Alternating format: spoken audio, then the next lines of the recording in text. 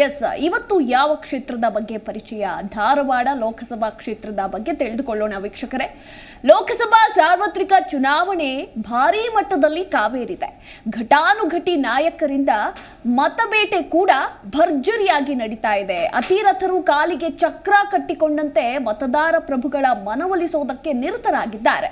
ಇನ್ನು ಕಣದಲ್ಲಿರುವ ಅಭ್ಯರ್ಥಿಗಳಲ್ಲಿ ಸೂಕ್ತ ಅಭ್ಯರ್ಥಿ ಯಾರಾಗಬೇಕು, ಮತದಾರರಿಗೆ ಜಾಗೃತಿ ಮೂಡಿಸುವ ಪ್ರಯತ್ನವನ್ನ ನಿಮ್ಮ ಜಿ ಕನ್ನಡ ನ್ಯೂಸ್ ನಡೆಸ್ತಾ ಇದೆ. ಕ್ಷೇತ್ರದ ಸಮಗ್ರ ಪರಿಚಯ, ಇತಿಹಾಸ, ಕ್ಷೇತ್ರ ವ್ಯಾಪ್ತಿಯಲ್ಲಿರುವ ಸವಾಲುಗಳೇನು, ಸಮಸ್ಯೆಗಳು, ಈ ಹಿಂದೆ ಗೆದ್ದ ಸಂಸತ್ ಸದಸ್ಯರ ಸಾಧನೆಯನ್ನ ಹೊರಗೆ ಹಚ್ಚೋದು, ಕ್ಷೇತ್ರದಲ್ಲಿ ಅಭ್ಯರ್ಥಿ ಗೆಲುವು ಮತ್ತೆ ಸೋಲಿಗೆ ಜಾತಿವಾರು ಮತಗಳು ಹೇಗೆ ಪ್ರಭಾವ ಬೀರಲಿದೆ, ಇನ್ನು ಕ್ಷೇತ್ರದಲ್ಲಿನ ನಿರ್ಣಾಯಕ ಅಂಶಗಳು, ಕ್ಷೇತ್ರದ ಭೌಗೋಳಿಕ ಹಿನ್ನೆಲೆ, ಗೆಲುವಿಗೆ ಮತದಾರನ ಮೇಲೆ ಪ್ರಭಾವ ಬೀರುವ ಅಂಶಗಳನ್ನ ನಿಮ್ಮ ಮುಂದಿಡುವ ಕಾರ್ಯಕ್ರಮವೇ ಈ ಕ್ಷೇತ್ರ ಪರಿಚಯ. ನಾನು ಮಧು ನಾಗೇಶ್.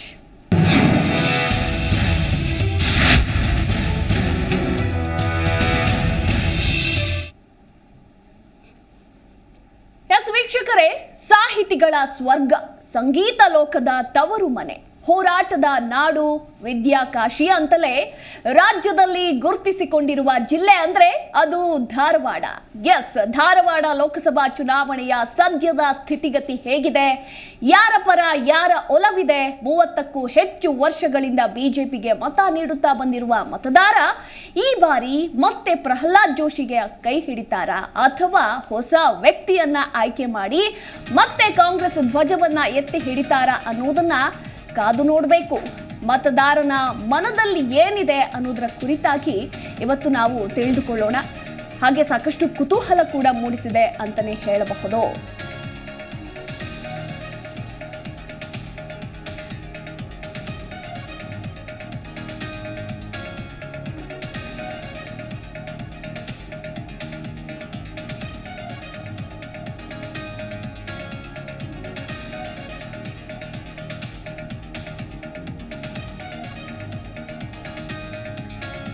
ಎಸ್, ಸೋಲಿಲ್ಲದ ಸರದಾರ ಅನಿಸಿಕೊಂಡಿರುವ ಪ್ರಹ್ಲಾದ್ ಜೋಶಿ ಈ ಬಾರಿಯೂ ಕೂಡ ಧಾರವಾಡ ಲೋಕಸಭಾ ಕ್ಷೇತ್ರದ ಅಭ್ಯರ್ಥಿಯಾಗಿದ್ದಾರೆ. ಶತಾಯ ಗತಾಯ ಗೆಲ್ಲಲೇಬೇಕು ಅಂತ ಪಣ ತೊಟ್ಟಿದ್ದಾರೆ. ಇನ್ನು ಗ್ರಾಮೀಣ ಭಾಗದ ಜನರಿಂದ ಜೋಶಿ ದೂರ ಉಳಿದಿದ್ದಾರೆ ಅನ್ನೋ ಒಂದಷ್ಟು ಮೈನಸ್ ಪಾಯಿಂಟ್ಗಳು ಕೂಡ ಇದೀಗ ಕೇಳಿ ಬರ್ತಾ ಇರುವಂಥದ್ದು. ಸೊ ಜೋಶಿಗೆ ವಿರೋಧಿ ಅಲೆ ಇದೆಯಾ ಅಥವಾ ಕ್ಷೇತ್ರದಲ್ಲಿ ಏನೆಲ್ಲ ಬೆಳವಣಿಗೆಗಳಿದೆ ಅನ್ನೋದರ ಕುರಿತಾಗಿ ನಾವು ನಿಮ್ಮ ಜೊತೆ ಇವತ್ತು ಮಾತನಾಡ್ತಾ ಹೋಗ್ತೇವೆ. ಹಾಗೆ ಇವತ್ತು ಈ ವಿಚಾರಕ್ಕೆ ಸಂಬಂಧಪಟ್ಟಂತೆ ಮಾತನಾಡೋದಕ್ಕೆ ನನ್ನ ಜೊತೆ ರಾಜಕೀಯ ವಿಶ್ಲೇಷಕರಾಗಿರುವಂತಹ ಶಶಿಕಾಂತ್ ಯಡಹಳ್ಳಿ ಸರ್ ಇದ್ದಾರೆ. ಅವರನ್ನ ಕಾರ್ಯಕ್ರಮಕ್ಕೆ ವೆಲ್ಕಮ್ ಮಾಡೋಣ. Hi sir, welcome to the show. ಹೇಗಿದ್ದೀರಾ? ಸೂಪರ್. ಎಸ್, ಧಾರವಾಡ ಲೋಕಸಭಾ ಕ್ಷೇತ್ರದ ಬಗ್ಗೆ ನಾವು ಮಾತನಾಡೋಣ. ಅದಕ್ಕೂ ಮುನ್ನ ಒಂದಷ್ಟು ಪಾಯಿಂಟ್ಸ್ಗಳಿದೆ ಕ್ಷೇತ್ರದ ಕುರಿತಾಗಿ. ಆ ವಿಚಾರಗಳಿಗೆ ಸಂಬಂಧಪಟ್ಟಂತೆ ಮೊದಲು ವೀಕ್ಷಕರಿಗೆ ತಿಳಿಸ್ಕೊಡೋಣ. ಎಸ್, ಧಾರವಾಡ ಕ್ಷೇತ್ರದ ಪರಿಚಯವನ್ನು ನಾವು ನಿಮ್ಮ ಮುಂದೆ ಇಟ್ಟಿದ್ದೀವಿ ಸ್ನೇಹಿತರೆ. 2023ರ ಅಸೆಂಬ್ಲಿ ಚುನಾವಣೆಯಲ್ಲಿ ಅರವಿಂದ್ ಬೆಲ್ಲದ್ ಬಿಜೆಪಿ ಅಭ್ಯರ್ಥಿ ಗೆದ್ದು ಬೀಗ್ತಾರೆ, ಕಾಂಗ್ರೆಸ್ ಅಭ್ಯರ್ಥಿ ವಿರುದ್ಧ ಗೆಲ್ತಾರೆ. ಇನ್ನು ಕುಂದಗೋಳ ವಿಧಾನಸಭಾ ಕ್ಷೇತ್ರದಲ್ಲಿ ಬಿಜೆಪಿ ಅಭ್ಯರ್ಥಿ ಆರ್ ಪಾಟೀಲ್ ಗೆಲುವನ್ನ ಸಾಧಿಸ್ತಾರೆ. ಕಾಂಗ್ರೆಸ್ ಅಭ್ಯರ್ಥಿ ವಿರುದ್ಧ ಬರೋಬ್ಬರಿ 35,341 ಮತಗಳ ಅಂತರದಲ್ಲಿ ಗೆಲುವನ್ನ ಸಾಧಿಸ್ತಾರೆ ಆರ್ ಪಾಟೀಲ್. ಇನ್ನು ಮತ್ತೊಂದು ವಿಧಾನಸಭಾ ಕ್ಷೇತ್ರ ಅಂದ್ರೆ ಧಾರವಾಡದಲ್ಲಿ ಅದು ಬಹಳ ಮುಖ್ಯವಾದಂತಹ ಕ್ಷೇತ್ರ, ಹುಬ್ಬಳ್ಳಿ ಸೆಂಟ್ರಲ್. ಇಲ್ಲಿ ಬಿಜೆಪಿ ಅಭ್ಯರ್ಥಿ ಮಹೇಶ್ ತೆಂಗಿನಕಾಯಿ ಗೆಲುವನ್ನ ಸಾಧಿಸ್ತಾರೆ. ಕಾಂಗ್ರೆಸ್ ಅಭ್ಯರ್ಥಿ ವಿರುದ್ಧ 34,000 ಮತಗಳ ಅಂತರದಿಂದ. ಮತ್ತೊಂದು ಬಹಳ ಮುಖ್ಯವಾದಂತಹ ಕ್ಷೇತ್ರ ಶಿಗ್ಗಾವಿ ಕ್ಷೇತ್ರ. ಇಲ್ಲಿ ಮಾಜಿ ಮುಖ್ಯಮಂತ್ರಿ ಬಸವರಾಜ ಬೊಮ್ಮಾಯಿ ಬಿಜೆಪಿ ಅಭ್ಯರ್ಥಿ, ಇವರು ಕಾಂಗ್ರೆಸ್ ಅಭ್ಯರ್ಥಿ ವಿರುದ್ಧ ಬರೋಬ್ಬರಿ 35,000 ಮತಗಳ ಗೆಲುವನ್ನ ಸಾಧಿಸ್ತಾರೆ. ಇನ್ನು ಮತ್ತೊಂದು ವಿಧಾನಸಭಾ ಕ್ಷೇತ್ರ ಅಂದ್ರೆ ಅದು ಕಲಘಟಗಿ. ಎಸ್, ಇಲ್ಲಿ ಕಾಂಗ್ರೆಸ್ ಅಭ್ಯರ್ಥಿ ಸಂತೋಷ್ ಲಾಡ್ ಗೆಲುವನ್ನ ಸಾಧಿಸ್ತಾರೆ. ಬಿಜೆಪಿ ಅಭ್ಯರ್ಥಿಯ ವಿರುದ್ಧ ಬರೋಬ್ಬರಿ 14,657 ಮತಗಳ ಅಂತರದಿಂದ ಗೆದ್ದು ಬೀಗ್ತಾರೆ. ಇನ್ನು ಮತ್ತೊಂದು ಕ್ಷೇತ್ರ ವಿಧಾನಸಭಾ ಕ್ಷೇತ್ರ ಧಾರವಾಡ ಗ್ರಾಮೀಣ. ಇಲ್ಲಿ ಮತ್ತೆ ಕಾಂಗ್ರೆಸ್ ಅಭ್ಯರ್ಥಿ ವಿನಯ್ ಕುಲಕರ್ಣಿ ಬಿಜೆಪಿ ಅಭ್ಯರ್ಥಿ ವಿರುದ್ಧ 18,037 ಮತಗಳ ಅಂತರದಿಂದ ಗೆಲುವನ್ನ ಸಾಧಿಸ್ತಾರೆ. ಮತ್ತೊಂದು ನವಲಗುಂದ ಇಲ್ಲಿ ಕಾಂಗ್ರೆಸ್ ಅಭ್ಯರ್ಥಿ NH ಕೋನಾರೆಡ್ಡಿ ಇವರು ಬಿಜೆಪಿ ಅಭ್ಯರ್ಥಿ ವಿರುದ್ಧ 22,199 ಮತಗಳ ಅಂತರದಿಂದ ಗೆಲುವನ್ನ ಸಾಧಿಸ್ತಾರೆ. ಇನ್ನು ಹುಬ್ಬಳ್ಳಿ ಪೂರ್ವ ಈ ಭಾಗದಲ್ಲಿ ಕಾಂಗ್ರೆಸ್ ಅಭ್ಯರ್ಥಿ ಪ್ರಸಾದ್ ಅಬ್ಬಯ್ಯ ಇವರು ಬಿಜೆಪಿ ಅಭ್ಯರ್ಥಿ ವಿರುದ್ಧ ಬರೋಬ್ಬರಿ 32,370 ಮತಗಳ ಅಂತರದಿಂದ ಗೆಲುವನ್ನ ಸಾಧಿಸ್ತಾರೆ. ಇನ್ನು ಧಾರವಾಡ ಪಶ್ಚಿಮ ಇಲ್ಲಿ ಬಿಜೆಪಿ ಅಭ್ಯರ್ಥಿ ಅರವಿಂದ್ ಬೆಲ್ಲದ್ ಗೆಲುವನ್ನ ಸಾಧಿಸ್ತಾರೆ. ಕಾಂಗ್ರೆಸ್ ಅಭ್ಯರ್ಥಿ ವಿರುದ್ಧ 38,693 ಮತಗಳ ಅಂತರದಿಂದ ಗೆಲುವನ್ನ ಸಾಧಿಸ್ತಾರೆ. ಇನ್ನು ಕುಂದಗೋಳ ಆರ್ ಪಾಟೀಲ್ ಬಿಜೆಪಿ ಅಭ್ಯರ್ಥಿ ಕಾಂಗ್ರೆಸ್ ಅಭ್ಯರ್ಥಿಯ ವಿರುದ್ಧ ಇವರು 35,341 ಮತಗಳ ಅಂತರದಿಂದ ಗೆಲ್ತಾರೆ. ಅದೇ ರೀತಿ ನಾನು ಆಗ್ಲೇ ಕೂಡ ತಿಳಿಸ್ಕೊಟ್ಟೆ, ಹುಬ್ಬಳ್ಳಿ ಸೆಂಟ್ರಲ್ ಬಿಜೆಪಿ ಅಭ್ಯರ್ಥಿ ಗೆಲ್ತಾರೆ.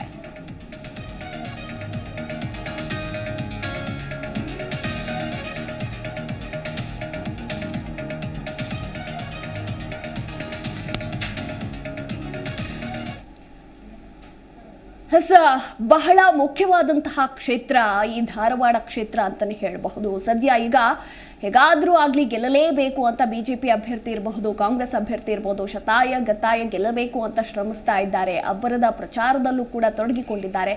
ಆದ್ರೆ ಈ ಬಾರಿ ಮತದಾರ ಯಾರ ಕೈ ಹಿಡಿತಾನೆ? ಮತ್ತೊಮ್ಮೆ ಪ್ರಹ್ಲಾದ್ ಜೋಶಿನೇ ಗೆದ್ದು ಬಿಗ್ತಾರಾ ಅಥವಾ ಹೊಸ ಅಭ್ಯರ್ಥಿ ಬರಲಿ ಅಂತ ಹೇಳಿ ಕಾಂಗ್ರೆಸ್ ಅಭ್ಯರ್ಥಿ ಪರ ಏನಾದ್ರೂ ಮಣೆ ಹಾಕ್ತಾರಾ ಅನ್ನೋದು ಸಾಕಷ್ಟು ಕುತೂಹಲ ಪ್ರಶ್ನೆ. ಈ ಎಲ್ಲಾ ಪ್ರಶ್ನೆಗಳಿಗೆ ಇನ್ನೇನು ಜೂನ್ 4ರಂದು ಉತ್ತರ ಸಿಗುತ್ತೆ. ಮಾತನಾಡೋಣ. ನನ್ನ ಜೊತೆ ಗೆಸ್ಟ್ ಇದ್ದಾರೆ ಶಶಿಕಾಂತ್ ಸರ್.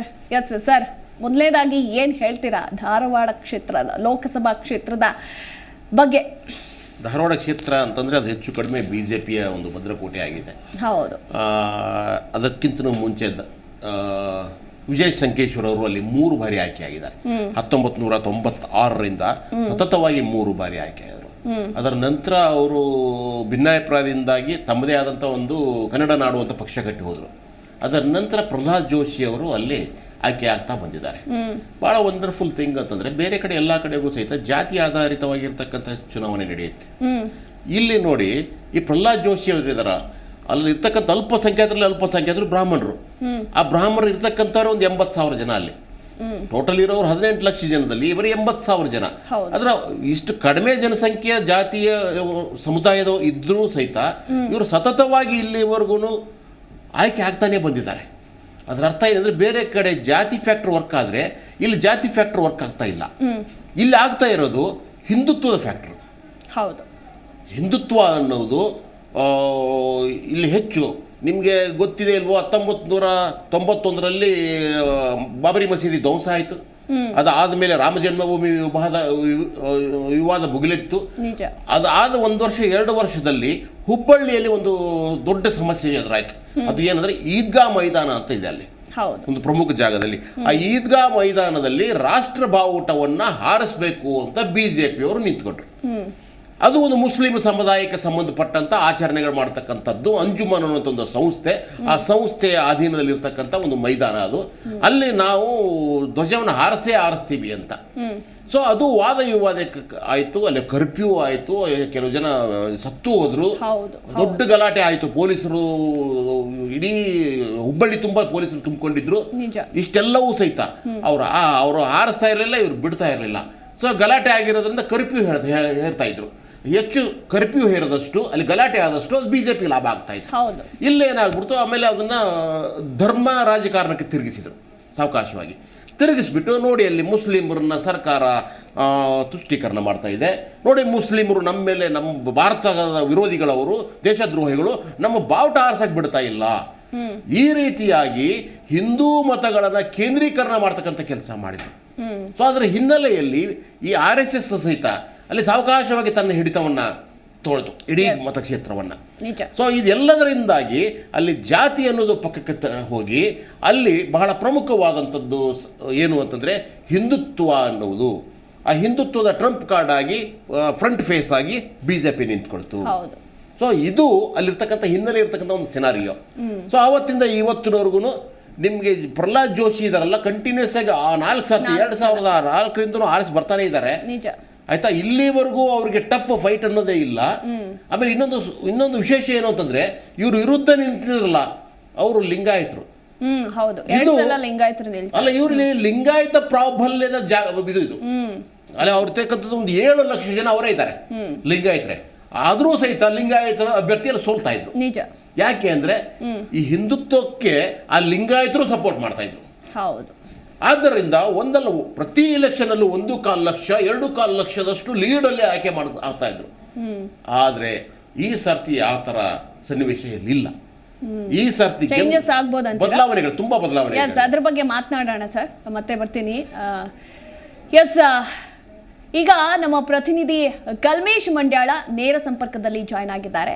ಎಸ್ ಕಲ್ಮೇಶ್, ಎಷ್ಟು ಮಟ್ಟಿಗೆ ಲೋಕಸಭಾ ಅಖಾಡ ರಂಗೇರಿದೆ? ಧಾರವಾಡ ಲೋಕಸಭಾ ಕ್ಷೇತ್ರ ಅಭ್ಯರ್ಥಿಗಳು ಯಾವ ರೀತಿ ಮತ ಪ್ರಚಾರಗಳನ್ನು ಮಾಡ್ತಿದ್ದಾರೆ? ಮತದಾರ ಪ್ರಭುವಿನ ಒಲವು ಆ ಕ್ಷೇತ್ರದಲ್ಲಿ ಯಾರ ಮೇಲಿದೆ? ಈ ಬಾರಿ ಆದರೂ ಬದಲಾವಣೆ ಕಾಣಬಹುದಾ ಧಾರವಾಡ ಲೋಕಸಭಾ ಕ್ಷೇತ್ರದಲ್ಲಿ? ಕಲ್ಮೇಶ್, ನಿಮ್ ಧ್ವನಿ ಕೇಳಿಸ್ತಾ ಇಲ್ಲ, ಅನ್ಮ್ಯೂಟ್ ಮಾಡಿ ದಯವಿಟ್ಟು.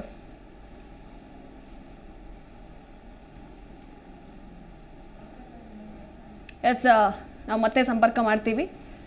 ಎಸ್, ನಿಜ, 4 ಬಾರಿ ಸತತವಾಗಿ 2004ರಿಂದ ಪ್ರಹ್ಲಾದ್ ಜೋಶಿಯವರು ಧಾರವಾಡ ಕ್ಷೇತ್ರದಲ್ಲಿ ಗೆಲುವನ್ನು ಸಾಧಿಸಿಕೊಂಡೇ ಬಂದಿದ್ದಾರೆ.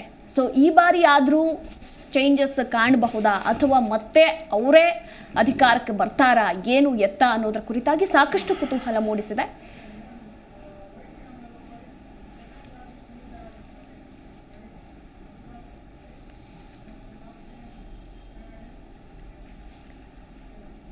ಸಾಕಷ್ಟು ಕುತೂಹಲ ಮೂಡಿಸಿರುವಂತಹ ಧಾರವಾಡ ಲೋಕಸಭಾ ಕ್ಷೇತ್ರದಲ್ಲಿ ಮತದಾರರ ಸಂಖ್ಯೆ ಎಷ್ಟಿದೆ, ಮಹಿಳಾ ಮತದಾರರೆಷ್ಟು, ಪುರುಷರ ಮತದಾರರ ಸಂಖ್ಯೆ ಎಷ್ಟಿದೆ, ಏನು ಎತ್ತ ಅನ್ನೋದ್ರ ಸಂಪೂರ್ಣ ಡೀಟೇಲ್ಸ್ ಅನ್ನು ನಾವು ನಿಮಗೆ ತಿಳಿಸ್ತಾ ಹೋಗ್ತೀವಿ. ಎಸ್, ಸಂಪೂರ್ಣವಾಗಿ ಧಾರವಾಡ ಲೋಕಸಭಾ ಕ್ಷೇತ್ರದ ಪರಿಚಯವನ್ನ ನಿಮ್ಮ ಮುಂದೆ ಇಟ್ಟಿದ್ದೀವಿ. ಇಲ್ಲಿ ಪುರುಷ ಮತದಾರರ ಸಂಖ್ಯೆ ಎಷ್ಟಿದೆ ಅನ್ನೋದನ್ನ ನೋಡ್ತಾ ಹೋಗೋಣ. 8,99,246 ಪುರುಷ ಮತದಾರರಿದ್ದಾರೆ.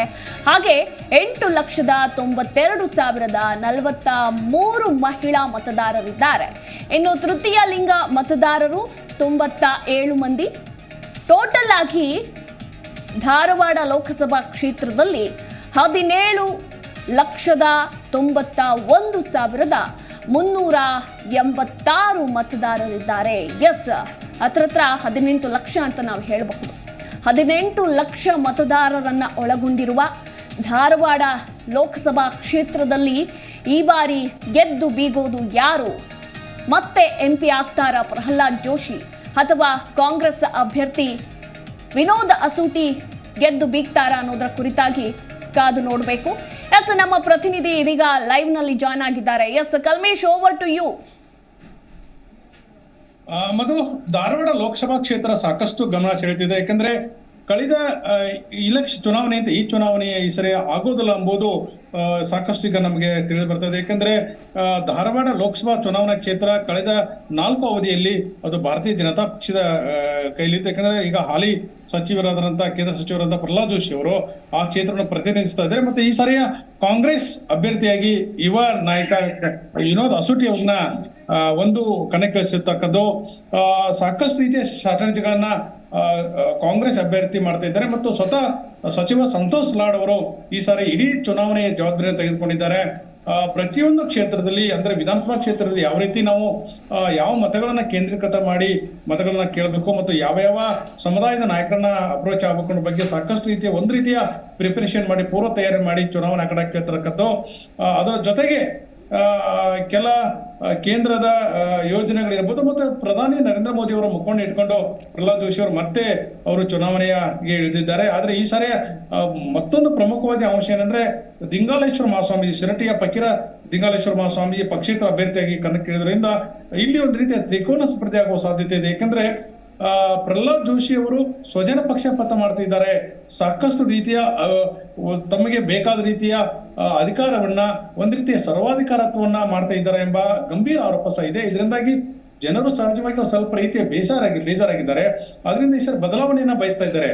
ಎಲ್ಲೋ ಒಂದ್ ಕಡೆ ಲಿಂಗಾಲೇಶ್ವರ ಸ್ವಾಮಿಗಳು ಪಕ್ಷೇತರವಾಗಿ ಕಣದಲ್ಲಿ ಉಳಿದ್ರೆ ಅಲ್ಲಿಯ ಓಟ್ಗಳು ಅದು ಏನು ಈ ಒಂದು ನಿರ್ಣಾಯಕ ಓಟ್ಗಳಿವೆ, ಲಿಂಗಾಯತ ಓಟ್ಗಳು ಅಲ್ಲಿ ಸ್ಪ್ಲಿಟ್ ಆಗುವ ಸಾಧ್ಯತೆ ಇದೆ ಖಂಡಿತವಾಗಿ. ಯಾಕಂದ್ರೆ ಅಲ್ಲಿಯ ಅಲ್ಪಸಂಖ್ಯಾತ ಓಟುಗಳು, ಪೂರ್ವ ಸದಸ್ಯರಂತ ವಿನೋದ ಸೂಟಿಯ ಅವರ ಓಟುಗಳು ಮತ್ತು ಸಹಜವಾಗಿ ಕೆಲವು ಹಿಂದುಳಿದ ವರ್ಗಗಳ ಓಟುಗಳು ಕಾಂಗ್ರೆಸ್ಸಿಗೆ ಬಂದ್ರೆ, ಇಲ್ಲಿ ಲಿಂಗಾಯತರ ಓಟುಗಳು ಏನು ಒಡೆದು ಸ್ಪ್ಲಿಟ್ ಆಗಿ ಲಿಂಗಾಲೇಶ್ವರ ಸ್ವಾಮಿಗಳು ಮತ್ತು ಕಾಂಗ್ರೆಸ್ ಅಲ್ಲಿ ಬಿಜೆಪಿಯ ಅವರು ಅಭ್ಯರ್ಥಿ ಏನಿದ್ರೆ ಪ್ರಹ್ಲಾದ್ ಜೋಶಿ ಅವರಿಗೆ ಮತಗಳ ವಿಭಜನೆ ಆಗಿ ಅದು ಕಾಂಗ್ರೆಸ್ಗೆ ಪ್ಲಸ್ ಪಾಯಿಂಟ್ ಆಗುವ ಸಾಧ್ಯತೆ ಹೆಚ್ಚಿದೆ. ಆದ್ರಿಂದ ಒಟ್ಟಾರೆ 7 ವಿಧಾನಸಭಾ ಕ್ಷೇತ್ರ ವ್ಯಾಪ್ತಿಯಲ್ಲಿ ಈಗಾಗಲೇ ಸಾಕಷ್ಟು ರೀತಿಯ ಪ್ರಚಾರವನ್ನ ಕಾಂಗ್ರೆಸ್ ಮಾಡಿದ್ರೆ, ಇನ್ನೊಂದ್ ಕಡೆ ಎಲ್ಲೊಂದ್ ಕಡೆ ಈ ಸಮುದಾಯಗಳ ಮತಗಳು ನನ್ನ ಕೈ ತಪ್ಪೋಗ್ತವೆ. ಲಿಂಗಾಲೇಶ್ವರ ಮಹಾಸ್ವಾಮಿಗಳು ಪದೇ ಪದೇ ಲಿಂಗಾಯತರನ್ನ, ಹಿಂದುಳಿದ ವರ್ಗವನ್ನ, ಅಲ್ಪಸಂಖ್ಯಾತರನ್ನ ಪ್ರಹ್ಲಾದ್ ಜೋಶಿ ಅವರು ಕಡೆಗಣಿಸಿದ್ದಾರೆ. ಒಂದು ರೀತಿಯ ತಾರತಮ್ಯ ಮಾಡೋದ್ರ ಜೊತೆಗೆ ಇಡೀ ಸಮುದಾಯವನ್ನ ನಿರ್ಲಕ್ಷ್ಯ ಮಾಡಿ ತಮ್ಮ ಹಿಡಿತದಲ್ಲಿ ಇಡೀ ಕ್ಷೇತ್ರನ ಕಪಿಮುಷ್ಟಿಯಲ್ಲಿ ಇಟ್ಕೊಂಡು ಆಡಳಿತ ನಡೆಸುತ್ತಾರೆ ಎಂಬ ಪದೇ ಪದೇ ಆರೋಪ ಮಾಡೋದ್ರಿಂದ ಪ್ರಹ್ಲಾದ್ ಜೋಶಿ ಫುಲ್ ಅಲರ್ಟ್ ಆಗಿದ್ದಾರೆ. ಬೇರೆ ಬೇರೆ ಸಮುದಾಯದವರನ್ನ, ಹಿಂದುಳಿದ ಸಮುದಾಯದ ವರ್ಗಗಳ ಸ್ವಾಮೀಜಿಗಳನ್ನ, ಆ ಸಮುದಾಯದ ಪ್ರಮುಖರ ಜೊತೆಯನ್ನ ಸಭೆಯನ್ನ ಮಾಡೋದು, ಗೌಪ್ಯವಾಗಿ ಅವರನ್ನ ಭೇಟಿ ಆಗ್ತಾ ಇರೋದು, ಎಲ್ಲ ಒಂದ್ ಕಡೆ ಅವರ ಈ ಸಾರಿಯ ಅಭದ್ರತೆ ಕಾಣ್ತಾ ಇದೆ. ಯಾಕಂದ್ರೆ ಹೆಚ್ಚು ಲೀಡ್ಗಳು ಬರುವ ಸಾಧ್ಯತೆಯೂ ಇಲ್ಲ. ಜೊತೆಗೆ ಅವರ ಒಂದ್ ರೀತಿಯ ಗೆಲುವಿಗೆ ಸಾಕಷ್ಟು ರೀತಿಯ ತೊಂದರೆ ಆಗುವ ಸಾಧ್ಯತೆ ಇರೋದ್ರಿಂದ ಅವರ ಸೆಲ್ಫ್ ಕಾನ್ಫಿಡೆನ್ಸ್, ಆತ್ಮವಿಶ್ವಾಸವನ್ನ ಎಲ್ಲ ಒಂದ್ ಕಡೆ ಕಳೆದುಕೊಳ್ತಾ ಇದ್ದಾರೆ. ಆದ್ರಿಂದ ಹಿಂದುತ್ವ, ರಾಷ್ಟ್ರೀಯವಾದ ಸಾಕಷ್ಟು ರೀತಿಯ ಕೆಲವು ಅಜೆಂಡಾಗಳನ್ನ ಇಟ್ಕೊಂಡು ಏನ್ ಹೋಗ್ತಾ ಇದ್ರು, ಮೋದಿ ಅವರ ಹೆಸರನ್ನ ಇಟ್ಕೊಂಡು ಹೋಗ್ತಾ ಇದ್ರು, ಆ ರೀತಿಯ ಸಿಚುವೇಶನ್ ಈ ಸಾರಿ ನಮ್ಮ ಧಾರವಾಡ ಲೋಕಸಭಾ ಚುನಾವಣೆಯಲ್ಲಿ ಕಾಣ್ತಾ ಇಲ್ಲ. Madhumala, yes thank you Kalmesh, ಮತ್ತೆ ನಿಮ್ಮನ್ನ ಸಂಪರ್ಕ ಮಾಡ್ತೀನಿ, ಹಾಗೆ ಲೈನ್ ನಲ್ಲಿರಿ. ಎಸ್ ಇದೀಗ ಧಾರವಾಡ ಲೋಕಸಭಾ ಕ್ಷೇತ್ರದ ನಿರ್ಣಾಯಕ ಸಾಮಾಜಿಕ ಅಂಶಗಳನ್ನು ನಾವು ಗಮನಿಸ್ತಾ ಹೋಗೋಣ ವೀಕ್ಷಕರೇ. ಮತದಾರರಿಗೆ ಇಲ್ಲಿ ಕನೆಕ್ಟ್ ಆಗುವಂತಹ ಒಂದಷ್ಟು ವಿಷಯಗಳನ್ನ ನಿಮ್ಮ ಮುಂದೆ ನಾವು ಹಂಚಿಕೊಳ್ಳೋ ಪ್ರಯತ್ನ ಮಾಡ್ತಾ ಇದ್ದೀವಿ. ಅಂದ್ರೆ ಸತತವಾಗಿ 4 ಬಾರಿಯಿಂದ ಗೆದ್ಕೊಂಡು ಬರ್ತಾ ಇದ್ದಾರೆ ಪ್ರಹ್ಲಾದ್ ಜೋಶಿ. ಹಾಗಾಗಿ ಕ್ಷೇತ್ರದಲ್ಲಿ ಏನು ಕೂಡ ಸಮಸ್ಯೆಗಳೇ ಇಲ್ವಾ? ಜನರ ಸಂಪೂರ್ಣ ಒಲವು ಪ್ರಹ್ಲಾದ್ ಜೋಶಿ ಅವರ ಮೇಲೇನೆ ಇರೋದ್ರಿಂದ ಅವರು ಕ್ಷೇತ್ರದಲ್ಲಿ ಏನೆಲ್ಲ ಕೆಲಸಗಳನ್ನು ಮಾಡ್ತಾ ಇದ್ದಾರೆ, ಮಾಡಿದ್ದಾರೆ. ಈಗಿರುವಂತಹ ಕೆಲಸಗಳು ಏನು ಎತ್ತ ಅನ್ನೋದ್ರ ಕುರಿತಾಗಿ ನಾವು ನಿಮ್ಮ ಮುಂದೆ ಬಿಚ್ಚಿಡ್ತಾ ಹೋಗ್ತೀವಿ. ಯಾಕಂದ್ರೆ ಕಳೆದ 4 ಬಾರಿಯಿಂದ ಗೆದ್ಕೊಂಡು ಬಂದಿರೋದ್ರಿಂದ ಧಾರವಾಡ ಕ್ಷೇತ್ರದ ಜನಕ್ಕೆ ಏನೇನು ಕೊಟ್ಟಿದ್ದಾರೆ, ಹಾಗಾದ್ರೆ ಪೆಂಡಿಂಗ್ ವರ್ಕ್ಗಳು ಯಾವುವು ಇಲ್ವಾ? ಎಸ್, ಅದನ್ನೇ ನಾವು ನಿಮಗೆ ತಿಳಿಸ್ತಾ ಇದ್ದೀವಿ. ಮಹದಾಯಿ ಯೋಜನೆ ವಿಳಂಬ ಧೋರಣೆಯ ಆರೋಪ ಈಗಾಗಲೇ ಕೇಳಿ ಬಂದಿದೆ ಕ್ಷೇತ್ರದಲ್ಲಿ.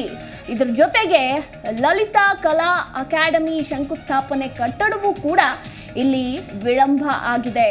ಎಸ್, ಏನೇನು ವಿಳಂಬ ಆಗಿದೆ ಕಾರ್ಯಗಳು ಅನ್ನೋದರ ಕುರಿತಾಗಿ, ಯೋಜನೆಗಳು ಅನ್ನೋದರ ಕುರಿತಾಗಿ ನಾವು ನಿಮಗೆ ತಿಳಿಸ್ತಾ ಹೋಗ್ತೀವಿ. ಮತ್ತೊಂದು, ಧಾರವಾಡ ಬೆಳಗಾವಿ ರೈಲು ಮಾರ್ಗ ಕಾಮಗಾರಿ ಕೂಡ ನಿಧಾನಗತಿಯಾಗಿ, ರೈಲ್ನಂತೆ ನಿಧಾನವಾಗಿ ಸಾಗ್ತಾ ಇದೆ. ಧಾರವಾಡ ಬೆಳಗಾವಿ ರೈಲು ಮಾರ್ಗ, ಇದ್ರ ಜೊತೆಗೆ ರಾಷ್ಟ್ರೀಯ ಹೆದ್ದಾರಿ ರೈಲು ಮಾರ್ಗ ಒಂದ್ ಕಡೆ ಆದ್ರೆ ರಾಷ್ಟ್ರೀಯ ಹೆದ್ದಾರಿ ಚತುಷ್ಪಥ ರಸ್ತೆ ಕೂಡ ಮಂದಗತಿಯಾಗಿ ಸಾಗ್ತಾ ಇದೆ. ಇದರ ಕಾಮಗಾರಿ ಕೂಡ, ಇದರ ಜೊತೆಗೆ ವಿಧಿವಿಜ್ಞಾನ ವಿವಿ ಶಂಕುಸ್ಥಾಪನೆ ಕಟ್ಟಡ ಕಾಮಗಾರಿ ಕೂಡ ವಿಳಂಬವಾಗಿದೆ. ಇದರ ಜೊತೆಗೆ ಹಳಿಯಾಳ ಮಾರ್ಗದ ಕೆಳಸೇತುವೆ ಕಾಮಗಾರಿ ಕೂಡ ತಡವಾಗ್ತಾ ಇದೆ. ಎಸ್, ಇಷ್ಟೊಂದು ಕಾಮಗಾರಿಗಳು ಧಾರವಾಡ ಲೋಕಸಭಾ ಕ್ಷೇತ್ರದಲ್ಲಿ ತಡವಾಗಿದೆ, ವಿಳಂಬವಾಗಿದೆ, ನಿಧಾನಗತಿಯಲ್ಲಿ ಸಾಗ್ತಾ ಇದೆ. ಹೀಗಾಗಿ ಇದೆಲ್ಲ ಕೂಡ ಮತದಾರನಿಗೆ ಕನೆಕ್ಟ್ ಆಗುತ್ತೆ. ಮತದಾರ ಇವೆಲ್ಲವನ್ನು ಕೂಡ ಯೋಚನೆ ಮಾಡಬೇಕಾಗುತ್ತೆ. ಏನೇನು ಕೊಟ್ಟಿದ್ದಾರೆ, ಬರೀ ಜಾತಿ, ಧರ್ಮ, ಹಿಂದುತ್ವ ಇದ್ರ ಮೇಲೇನೆ ಮತದಾರ ಮತ ಹಾಕೋದಲ್ಲ. ಕ್ಷೇತ್ರಕ್ಕೆ ಏನು ಕೊಟ್ಟಿದ್ದಾರೆ ಕೊಡುಗೆ, ಕ್ಷೇತ್ರದ ಅಭಿವೃದ್ಧಿಗೆ ಏನು ಕೆಲಸ ಮಾಡಿದ್ದಾರೆ, ನಮ್ಮ ಕ್ಷೇತ್ರ ಎಷ್ಟು ಮಟ್ಟದಲ್ಲಿದೆ ಅನ್ನೋದ್ರ ಕುರಿತಾಗಿ ಇಲ್ಲಿ ಜನ ತೀರ್ಮಾನ ಮಾಡಬೇಕು. ಪ್ರಹ್ಲಾದ್ ಜೋಶಿಗೆ ನಮ್ಮ ಮತ ಅನ್ನೋರಿಗೆ ಅಥವಾ ವಿನೋದ್ ಅಸೂಟಿಗೆ ನಮ್ಮ ಮತ ಅನ್ನೋರಿಗೆ, ಅವರು ಮುಂದೆ ನಮಗೇನು ಕೊಡ್ತಾರೆ, ಅವ್ರು ಏನು ಕೆಲಸಗಳನ್ನು ಮಾಡ್ತಾರೆ, ಇವರು ಅರ್ಹನಾ, ಇವರನ್ನ ನಾವು ಅಭ್ಯರ್ಥಿಯಾಗಿ ಸೆಲೆಕ್ಟ್ ಮಾಡಿ ಇವರನ್ನ ಗೆಲ್ಸಿದ್ರೆ ನಮ್ಮ ಕ್ಷೇತ್ರಕ್ಕೆ ಇವರು ಕೆಲಸ ಕಾರ್ಯಗಳನ್ನು ಮಾಡಿಕೊಡ್ತಾರಾ, ಮತದಾರನ ಕೈಗೆ ಅಭ್ಯರ್ಥಿ ಸಿಗ್ತಾರಾ ಅನ್ನೋದು ಕೂಡ ನಾವಿಲ್ಲಿ ತಿಳ್ಕೋಬೇಕು.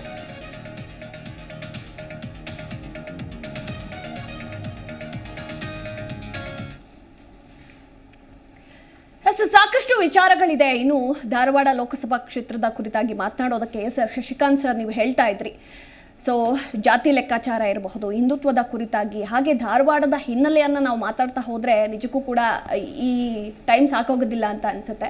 ನಾನು ಈಗ ಮತ್ತೊಂದು ಪಾಯಿಂಟ್, ಪ್ರಹ್ಲಾದ್ ಜೋಶಿ ಸತತವಾಗಿ 4 ಬಾರಿಯಿಂದ ಗೆದ್ಕೊಂಡು ಬರ್ತಾ ಇದ್ದಾರೆ. ನಾನೀಗ ಕ್ಷೇತ್ರದಲ್ಲಿ ಆಗ್ತಾ ಇರುವಂತಹ ಕಾಮಗಾರಿಗಳ ವಿಳಂಬ, ಎಷ್ಟು ಮಟ್ಟಿಗೆ ಕಾಮಗಾರಿ ನಡೆದಿದೆ, ಕ್ಷೇತ್ರದ ಜನಕ್ಕೆ ಏನು ಕೊಟ್ಟಿದ್ದಾರೆ ಅನ್ನೋದನ್ನೆಲ್ಲ ನಾವು ತೋರಿಸ್ತಾ ಇದ್ದೀವಿ. ಹಾಗಾದರೆ ಜನರು ಇದು ಯಾವುದನ್ನು ನೋಡ್ತಾ ಇಲ್ವಾ? ಬರೀ ಹಿಂದುತ್ವ, ಜಾತಿವಾರು ಲೆಕ್ಕಾಚಾರ, ಜಾತಿ ರಾಜಕಾರಣ ಇದನ್ನೇ ನೋಡ್ತಾ ಇದ್ದಾರಾ? ಯಾರೇ ಬರಲಿ ಪ್ರಹ್ಲಾದ್ ಜೋಶಿ ಗೆಲ್ಲಬೇಕಷ್ಟೇ, ನಮ್ಮ ಕ್ಷೇತ್ರ ಅಭಿವೃದ್ಧಿ ಹೊಂದಲಿಲ್ಲ, ನಮಗೇನು ಸಿಗದೇ ಇದ್ರೂ ಪರವಾಗಿಲ್ಲ, ನಮ್ಮ ಜಾತಿಯವರು ಗೆಲ್ಲಬೇಕು, ಹಿಂದುತ್ವ ಗೆಲ್ಲಬೇಕು ಅನ್ನೋದೇ ಧಾರವಾಡ ಮತಪ್ರಭುಗಳ ತಲೆಯಲ್ಲಿ ಕೂತು ಬಿಟ್ಟಿದೆಯಾ ಅಂತ. ಅಲ್ಲ, ಅಭಿವೃದ್ಧಿಯ ಬಗ್ಗೆ ಆಲೋಚನೆ ಮಾಡಿದರೆ ಜೋಶಿ ಅವರು 4 ಬಾರಿ ಆಯ್ಕೆ ಆಗಿ ಬರ್ತಿರ್ಲಿಲ್ಲ. ಎಕ್ಸಾಕ್ಟ್ಲಿ. ಆಯ್ತಾ? ಸೊ ಅಲ್ಲಿರ್ತಕ್ಕಂಥ ಜನರಿಗೆ ಅಭಿವೃದ್ಧಿಗಿಂತನೂ ಹೆಚ್ಚಾಗಿ ಅವ್ರಿಗೆ ಹಿಂದುತ್ವವೇ ಬಹಳ ಮುಖ್ಯ ಆಯಿತು, ಮತಾಂಧತೆ ಬಹಳ ಮುಖ್ಯ ಆಯಿತು. ಸೊ ಆದ್ದರಿಂದ ಜೋಶಿ ಅವರು ಇಲ್ಲಿವರೆಗೂ ಸರಳವಾಗಿ ಸುಲಭವಾಗಿ ಆಯ್ಕೆ ಮಾಡ್ಕೊಂಡು ಬರ್ತಾ ಇದ್ರು. ಆಮೇಲೆ ಅವರು ಏನೂ ಮಾಡಿಲ್ಲ ಅನ್ನೋದು ತಪ್ಪಾಗತ್ತೆ. ಯಾಕೆಂದರೆ 2014ರಿಂದ ಈ ಮತಕ್ಷೇತ್ರಕ್ಕೆ ಅವರು ಬಹುಶಃ ಒಂದು 7,560 ಕೋಟಿ ರೂಪಾಯಿ ತೊಗೊಂಬಂದಿದ್ದಾರೆ. ಅಲ್ಲ, 8,300 ಕೋಟಿ ರೂಪಾಯಿ ತಂದಿದ್ದಾರೆ. ಅವರು ಅನುದಾನ ತೊಗೊಂಬಂದಿದ್ದಾರೆ. ಬೇರೆ ಹಲವಾರು ಎಂಪಿಗಳು ತರದೇ ಇರತಕ್ಕಂಥಷ್ಟು ಅನುದಾನವನ್ನು ಇವರು ತೆಗೆದುಕೊಂಡು ಬಂದಿದ್ದಾರೆ ಅಲ್ಲಿ. ಅದ್ರ ಜೊತೆಗೆ ರೈಲ್ವೆ ಇಲಾಖೆ ಕಾಮಗಾರಿಗಳೇನಿದಾವಲ್ಲ ಅದಕ್ಕೆ 7,500 ಕೋಟಿ ಬಿಡುಗಡೆ ಮಾಡಿಸಿದ್ದಾರೆ. ಆಯ್ತಾ? ಆ ಒಂದೇ ಮಾತ್ರ ರೈಲ್ ಇದೆ ಅಲ್ವಾ, ಅದು ಧಾರವಾಡಕ್ಕೆ ಬರೋ ಹಾಗೆ ಮಾಡಿದ್ದಾರೆ. ಆಮೇಲೆ ಬಹಳ ಪ್ರಮುಖವಾದಂಥ 2 ಇನ್ಸ್ಟಿಟ್ಯೂಟ್ಗಳು ಬಂದಿದ್ದಾವೆ ಅಲ್ಲಿ. ಒಂದು IIT, ಇನ್ನೊಂದು IIT ಅಂತ ಹೇಳ್ಬಿಟ್ಟು, ಅದು ಕೇಂದ್ರ ಸರ್ಕಾರದ್ದು. ಸೊ ಅದಕ್ಕೆ ಕಲ್ಯಾಣ ಕರ್ನಾಟಕದಲ್ಲಿ ಭಾರಿ ತುರಿಸಿನ ಪೈಪೋಟಿ ಇತ್ತು, ನಮಗೆ ಕೊಡಿ ಅಂತ. ಆದರೆ ಅದನ್ನು ತಮ್ಮ ಪ್ರಭಾವ ಬಳಸಿಬಿಟ್ಟು ಇವು 2 ತಂದು ಒಂದು ದೊಡ್ಡ ಕ್ಯಾಂಪಸ್ಗಳನ್ನು ಅಲ್ಲಿ ಮಾಡಿದ್ದಾರೆ. ಆಮೇಲೆ ಹೆಚ್ಚಾಗಿ ಈ ರೈಲು ನಿಲ್ದಾಣ, ವಿಮಾನ ನಿಲ್ದಾಣ ಅವುಗಳೆಲ್ಲವನ್ನು ಸಹಿತ ಅಪ್ಗ್ರೇಡ್ ಮಾಡಿದ್ದಾರೆ.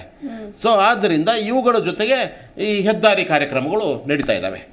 ಸೊ ಇವೆಲ್ಲವೂ ಸಹಿತ ಅಲ್ಲಿರ್ತಕ್ಕಂಥವ್ರೆ. ಆಮೇಲೆ ಸ್ಮಾರ್ಟ್ ಸಿಟಿಗೆ ಧಾರವಾಡವನ್ನು ಆಯ್ಕೆ ಮಾಡಿದ್ದಾರೆ, ಅದಕ್ಕೆ ಒಂದಿಷ್ಟು ದುಡ್ಡು ತಂದಿದ್ದಾರೆ. ಅದರ ಸಮಸ್ಯೆ ಏನಪ್ಪ ಅಂದರೆ ಇವೆಲ್ಲ ಕಾಮಗಾರಿಗಳು ನಿಧಾನವಾಗಿ ನಡೀತಾ ಇದ್ದಾವೆ, ವಿಳಂಬ ಆಗ್ತಾ ಇದ್ದಾವೆ, ನಿಗದಿತ ಕಾಲದಲ್ಲಿ ಆಗ್ತಾ ಇಲ್ಲ. ಇಷ್ಟೇ ಅಲ್ಲಿರ್ತಕ್ಕಂಥ ಸಮಸ್ಯೆಗಳು.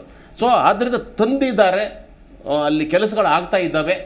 ಆದರೆ ಅದಕ್ಕಿಂತ ಹೆಚ್ಚಾಗಿ ಅವರು ಬಹಳ ಮುಖ್ಯವಾಗಿ ಜನಸಂಪರ್ಕದಿಂದ ದೂರ ಇದ್ದಾರೆ. ಹೌದು, ಅಲ್ಲಿರ್ತಕ್ಕಂಥ ಶಾಸಕರ ಸಂಪರ್ಕದಿಂದ ದೂರ ಇದ್ದಾರೆ. ಅಲ್ಲಿರ್ತಕ್ಕಂಥ ಅವರದೇ ಪಕ್ಷದ ನಾಯಕರಿಗೂ ಅವ್ರು ಸಿಗ್ತಾ ಇಲ್ಲ, ಸುಲಭವಾಗಿ ಅವ್ರು ನೋಡಕ್ಕಾಗೋದಿಲ್ಲ. ಸೊ ಇಂತಹ ಆರೋಪಗಳಿದ್ದಾವೆ. ಸೊ ಇವುಗಳನ್ನು ಯಾವಾಗ ನೀವು ಕಾರ್ಯಕರ್ತರಿಂದ ದೂರ ಆಗ್ತಿರೋ, ಯಾವಾಗ ಅಲ್ಲಿರ್ತಕ್ಕಂಥ ಲೋಕಲ್ ಮುಖಂಡರಿಂದ ಭಿನ್ನವಾಗಿರ್ತಿರೋ, ದೂರವಾಗಿರ್ತಿರೋ, ಆವಾಗ ಅಲ್ಲಿ ಅಸಹನೆ ತಾಂಡವವಾಡುತ್ತೆ. ಸೊ ಇದು ಸಹಿತ ಇವರ ಒಂದು ಡ್ರಾಬ್ಯಾಕ್ ಆಗಿದೆ. ಅದಕ್ಕೆ ಈ ಸಾರ್ತಿ ಯಾಕೆ ಟಫ್ ಆಗಿದೆ ಅಂತ ನಿಮ್ಗೆ ಹೇಳ್ತಾ ಇದ್ದೀನಿ. ಅಲ್ಲಿ ಚುನಾವಣೆ ಯಾಕಂದ್ರೆ ಟಫ್ ಆಗಬಾರ್ದಿತ್ತು, ಯಾಕಂದ್ರೆ ಅವ್ರು ಎದುರು ನಿಂತಿರೋನು ಹೊಸಬ. ಈಗಾಗಲೇ ನವಲಗುಂದ ಅಸೆಂಬ್ಲಿ ಚುನಾವಣೆಯಲ್ಲಿ ಸೋತಿರುವ ವ್ಯಕ್ತಿ. ಆಮೇಲೆ ನವಲಗುಂದ ವ್ಯಾಪ್ತಿಯನ್ನು ಬಿಟ್ಬಿಟ್ಟು ಹೊರಗಡೆ ಅವನ ವ್ಯಾಪ್ತಿಯೇ ಇಲ್ಲ, ಅವ್ರು ಹೆಚ್ಚು ಸಂಘಟನೆ ಮಾಡಿನೂ ಇಲ್ಲ. ಆದರೆ CM ಅವರು ತಮ್ಮ ಆಪ್ತ ಅನ್ನೋ ಒಂದು ಕಾರಣಕ್ಕಾಗಿ ಅವರಿಗೆ ಒಂದು ಟಿಕೆಟನ್ನು ಕೊಟ್ಟರು. ಸರಿ, ಕೊಟ್ಬಿಟ್ಟು ಆದರೆ ಜೋಶಿ ಅಂತ ಪಂಟರಿಗೆ, ಜೋಶಿ ಅಂತ ದೊಡ್ಡ ಪಳಗಿದಂಥ ಒಬ್ಬ ರಾಜಕಾರಣಿಗಳಿಗೆ ಹೊಸಬ ಯಾವ ಲೆಕ್ಕನೂ ಇಲ್ಲ. ಹೌದು, ಯಾಕಂದ್ರೆ ಲಿಂಗಾಯತ ಅಭ್ಯರ್ಥಿ ನಿಂತೇ ಸೋತಿರೋ ಉದಾಹರಣೆ ನಿಂತಿರೋದು. ಇವಾಗ ಕುರುಬ ವ್ಯಕ್ತಿ, ಅವರು ಕುರುಬ ಸಮುದಾಯವನ್ನು ಪ್ರತಿನಿಧಿಸ್ತಕ್ಕಂಥ ವ್ಯಕ್ತಿಯನ್ನ ಅಲ್ಲಿ ಉಮೇದವಾರನ್ನಾಗಿ ಮಾಡಿದ್ದಾರೆ. ಅದರ ಸ್ಟ್ರಾಟಜಿ ತುಂಬಾ ಡಿಫ್ರೆಂಟ್ ಆಗಿದೆ. ಯಾಕೆ ಅಂತಂದ್ರೆ ಇಡೀ ಇದರಲ್ಲಿ 8 ವಿಧಾನಸಭಾ ಕ್ಷೇತ್ರಗಳು ಬರ್ತವೆ. ನಿಜ. ಆಯ್ತಾ? ಅಸೆಂಬ್ಲಿ ಕ್ಷೇತ್ರಗಳು. ಆ 8 ಕ್ಷೇತ್ರಗಳಲ್ಲಿ 4 ಕಾಂಗ್ರೆಸ್ ಇದೆ, 4 BJP ಇದೆ. ಆಯ್ತಾ? ಸೊ 4 ಕಾಂಗ್ರೆಸ್ ಇದ್ದಾಗ ಕಾಂಗ್ರೆಸ್ ಅಲ್ಲಿ ಇರ್ತಕ್ಕಂಥ 2 ಬಹಳ ಪ್ರಮುಖ ನಾಯಕರಿದ್ದಾರೆ. ಒಬ್ರು ಸಂತೋಷ್ ಲಾಡ್, ವಿನಯ್ ಕುಲಕರ್ಣಿ ಇನ್ನೊಬ್ರು. ವಿನಯ್ ಕುಲಕರ್ಣಿ ಈ ಸಾರ್ತಿ ಅವರು ಮೇಲೆ ಕೇಸ್ ಆಗ್ಬಿಟ್ಟು ಅವರು ಕ್ಷೇತ್ರ ಕಾಲಿಡಂಗಿಲ್ಲ, ನ್ಯಾಯಾಲಯದ ಆದೇಶ ಇತ್ತು. ಅವರು ಬರಲೇ ಇಲ್ಲ, ಕಾಲಿಡದೇನೆ ಗೆದ್ರು. ಆಯ್ತಾ? ಅಂದ್ರೆ ಆ ತರ ಒಂದು ಪ್ರಭಾವವನ್ನು ಇಟ್ಕೊಂಡಿದ್ದಾರೆ ಅವರು ಧಾರವಾಡ ಗ್ರಾಮಾಂತರದಲ್ಲಿ. ಸೊ ಈ ಕಡೆ ಕಲಘಟ್ಟಿಗೆ ಬಂದ್ಬಿಟ್ರೆ ಸಂತೋಷ್ ಲಾಡ್ ಇದಾರಲ್ಲ, ಅವರು ಸಂತೋಷ್ ಲಾಡ್ ಧಾರವಾಡದವರು ಅಲ್ವೇ ಅಲ್ಲ ಅವರು, ಆದ್ರೆ ಅಲ್ಲಿ ಅವರು ತಮ್ಮ ಪ್ರಭಾವವನ್ನು ಇಟ್ಕೊಂಡಿದ್ದಾರೆ. ಸೊ ಇವರ ಜೊತೆಗೆ ಆಯ್ತಾ ಸಿದ್ದರಾಮಯ್ಯನವರು ಇವರು ದೊಡ್ಡ ಶಕ್ತಿಯಾಗಿ ನಿಂತ್ಕೊಂಡಿದ್ದಾರೆ. ಸೊ ಇವುಗಳೆಲ್ಲವನ್ನು ಗಮನಿಸಿ ಫ್ರಂಟ್ ಫೇಸ್ ಅವ್ರದ್ದು ಆದರೂ ಸಹಿತ ಅವ್ರು ಅವ್ರ ಹಿಂದೆ ನಿಂತಿರ್ತಕ್ಕಂಥ ಪ್ರಭಾವಗಳ ಶೈಲಿಯ ವ್ಯಕ್ತಿಗಳಿದಾರಲ್ಲ, ಅವರು ಈ ಸಾರ್ತಿ ಇದನ್ನು ಗೆಲ್ಕೊಂಡು ಬರ್ತೀನಿ ಅಂತ. ಸೊ ಇದೇ ರೀತಿಯಾಗಿ ಈಗ ಬಹಳ ಮುಖ್ಯವಾಗಿ ಬೇಕಾಗಿರೋದು ಲಿಂಗಾಯತರ ಮತಗಳು ಅಲ್ಲಿ ನಿರ್ಣಾಯಕ ಆಗಿರೋದ್ರಿಂದ ಆ ಮತಗಳನ್ನು ಹೊಡಿಬೇಕಾಗಿತ್ತು. ನಿಜ ನಿಜ ಆಯ್ತಾ. ಸೊ ಈ ಕಾಂಗ್ರೆಸ್ನವರು ಅದರ ಆ ಕೆಲಸವನ್ನು ಬಹಳ ಚೆನ್ನಾಗಿ ಮಾಡಿದರು. ಏನು ಅಂತಂದ್ರೆ ಈ ದಿಂಗಾಲೇಶ್ವರ ಸ್ವಾಮೀಜಿ ಅವರಿಗೆ ಮತ್ತು ಇಲ್ಲಿರ್ತಕ್ಕಂಥ ಪ್ರಹ್ಲಾದ್ ಜೋಶಿ ಅವರಿಗೆ ಒಂದು ವ್ಯಕ್ತಿಗತವಾದಂಥ ವೈಮನಸ್ಸಿತ್ತು. ಹೌದು, ಆಯ್ತಾ. ಅದು 3 ವರ್ಷದಿಂದ ಒಂದು ಫೋನ್ ಮಾಡಿದ್ರಂತೆ ಜೋಶಿ ಅವರಿಗೆ, ಈಗ ನನ್ನೊಂದು ಕೆಲಸ ಆಗಬೇಕು ಅಂತ ಹೇಳ್ಬಿಟ್ಟು. ಅವ್ರು ಹೇಳಿದ್ರಂತೆ, ನಾವ್ಯಾಕರಿ ಕೆಲಸ ಮಾಡಿಕೊಡ್ಲಿ, ನಿಮ್ಮ ಲಿಂಗಾಯತ ಲೀಡರ್ಸ್ಗಳು ಯಾರು ಇಲ್ವಾ ಅಂತ ಅವ್ರು ಆರೋಪ ಮಾಡಿಬಿಟ್ಟಿದ್ದಾರೆ. ಸೊ ಅವ್ರು ಆರೋಪ ಮಾಡಿದ ತಕ್ಷಣ ದಿಂಗಾಲೇಶ್ವರ ಅವರಿಗೆ ಬಹಳ ಬೇಸರ ಆಗಿದೆ. ನಿಜ. ಆಯ್ತಾ. ಇವ್ರು ಈ ರೀತಿಯಾಗಿ ಹೇಳ್ತಾ ಇದ್ದಾರಲ್ಲ, ಆದ್ದರಿಂದ ನಾನು ಏನು ಅಂತ ನಾನು ತೋರಿಸ್ತೀನಿ ಅಂತ ಒಂದು ಆವೇಶ ಇದೆ ಅವರಿಗೆ. ಸೊ ಅದೇ ಸಂದರ್ಭದಲ್ಲಿ ಏನಾಗಿದೆ, ಕಾಂಗ್ರೆಸ್ನವರು ಇಲ್ಲ ನೀವು ನಿಂತ್ಕೋಬೇಕು ಅಂತ ಬೇರೆ ಬೇರೆ ರೀತಿಯಲ್ಲಿ ಒತ್ತಡವನ್ನು ಹೇರ್ತಾ ಇದ್ದಾರೆ.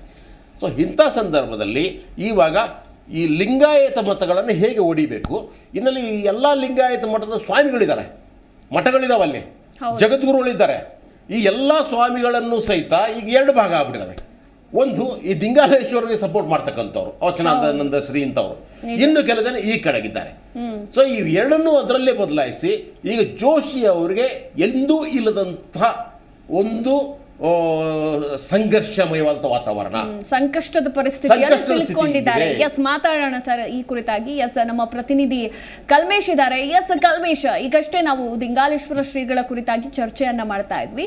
ಕ್ಷೇತ್ರದಲ್ಲಿ ಅವರ ಪ್ರಭಾವದ ಕುರಿತಾಗಿ ಎಲ್ರಿಗೂ ಕೂಡ ಗೊತ್ತೇ ಇದೆ. ಈಗ ಲೋಕಸಭಾ ಕ್ಷೇತ್ರಕ್ಕೆ ಅವರು ಯಾವ ರೀತಿ ಸಿದ್ಧತೆಗಳನ್ನು ಮಾಡ್ಕೊಳ್ತಾ ಇದ್ದಾರೆ, ಪ್ರಚಾರದಲ್ಲಿ ಧುಮುಕಿದ್ದಾರಾ, ಹಾಗೆ ಕಾಂಗ್ರೆಸ್ನವರು ಸೆಳೆಯುವ ಪ್ರಯತ್ನ ಕೂಡ ಮಾಡ್ತಾ ಇದ್ರು.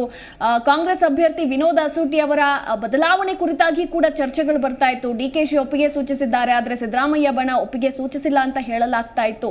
ಸೊ ಈ ಒಂದು ವಿಚಾರಕ್ಕೆ ಸಂಬಂಧಪಟ್ಟಂತೆ ಅಪ್ಡೇಟ್ ಏನಿದೆ? ಮಧು, ಏನು ದಿಂಗಾಲೇಶ್ವರ ಸ್ವಾಮೀಜಿ ಅವರನ್ನ ಕಣಕ್ಕಿಳಿಸಬೇಕು, ಯಾಕಂದ್ರೆ ಅವ್ರು ಕಳೆದ ಮೊದಲ ಗೋಷ್ಠಿಯಲ್ಲಿ, ಪತ್ರಿಕಾಗೋಷ್ಠಿಯಲ್ಲಿ ಒಂದು ಕ್ಲಿವನ್ ಕೊಡ್ತಾರೆ.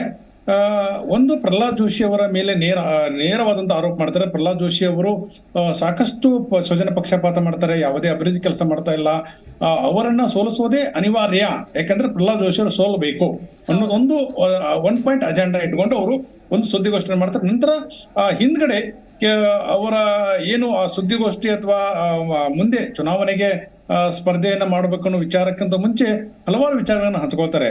ಎಲ್ಲೊಂದ್ ಕಡೆ ಪ್ರಹ್ಲಾದ್ ಜೋಶಿ ಅವರನ್ನ ಟಾರ್ಗೆಟ್ ಮಾಡಿಕೊಂಡೇ ದಿಂಗಾಲೇಶ್ವರ ಸ್ವಾಮಿಗಳು ಕಣಕ್ಕಿಳಿತಿದ್ದಾರೆ ಅನ್ನೋದು ಸ್ಪಷ್ಟ ಆಯಿತು. ಆದ್ರೆ ನಂತರ ಅವರು ಪಕ್ಷೇತರ ಅಭ್ಯರ್ಥಿಯಾಗಿ ನಾನು ಇಳಿತೇನೆ, ಲೋಕಸಭಾ ಚುನಾವಣೆಗೆ ಬರ್ತೇನೆ ಅನ್ನೋ ಒಂದ್ ರೀತಿಯ ಸೂಚನೆ ಸಿಕ್ಕಾಗ ಅವ್ರ ಹಿಂದ್ಗಡೆ ಸಾಕಷ್ಟು ನಾಯಕರು ಅವ್ರಿಗೆ ಹಿನ್ನಡೆಯಲ್ಲಿ ನಿಂತು ಅವ್ರಿಗೆ ಚುನಾವಣೆ ಕಣಕ್ಕಿಳಿಬೇಕು ಅಥವಾ ಅವರೇ ಕಾಂಗ್ರೆಸ್ನ ಅಭ್ಯರ್ಥಿ ಆಗಬೇಕು, ಅಧಿಕೃತ ಅಭ್ಯರ್ಥಿ ಆಗಬೇಕು ಅನ್ನೋ ನಿಟ್ಟಿನಲ್ಲಿ ಚರ್ಚೆ ಆದವು.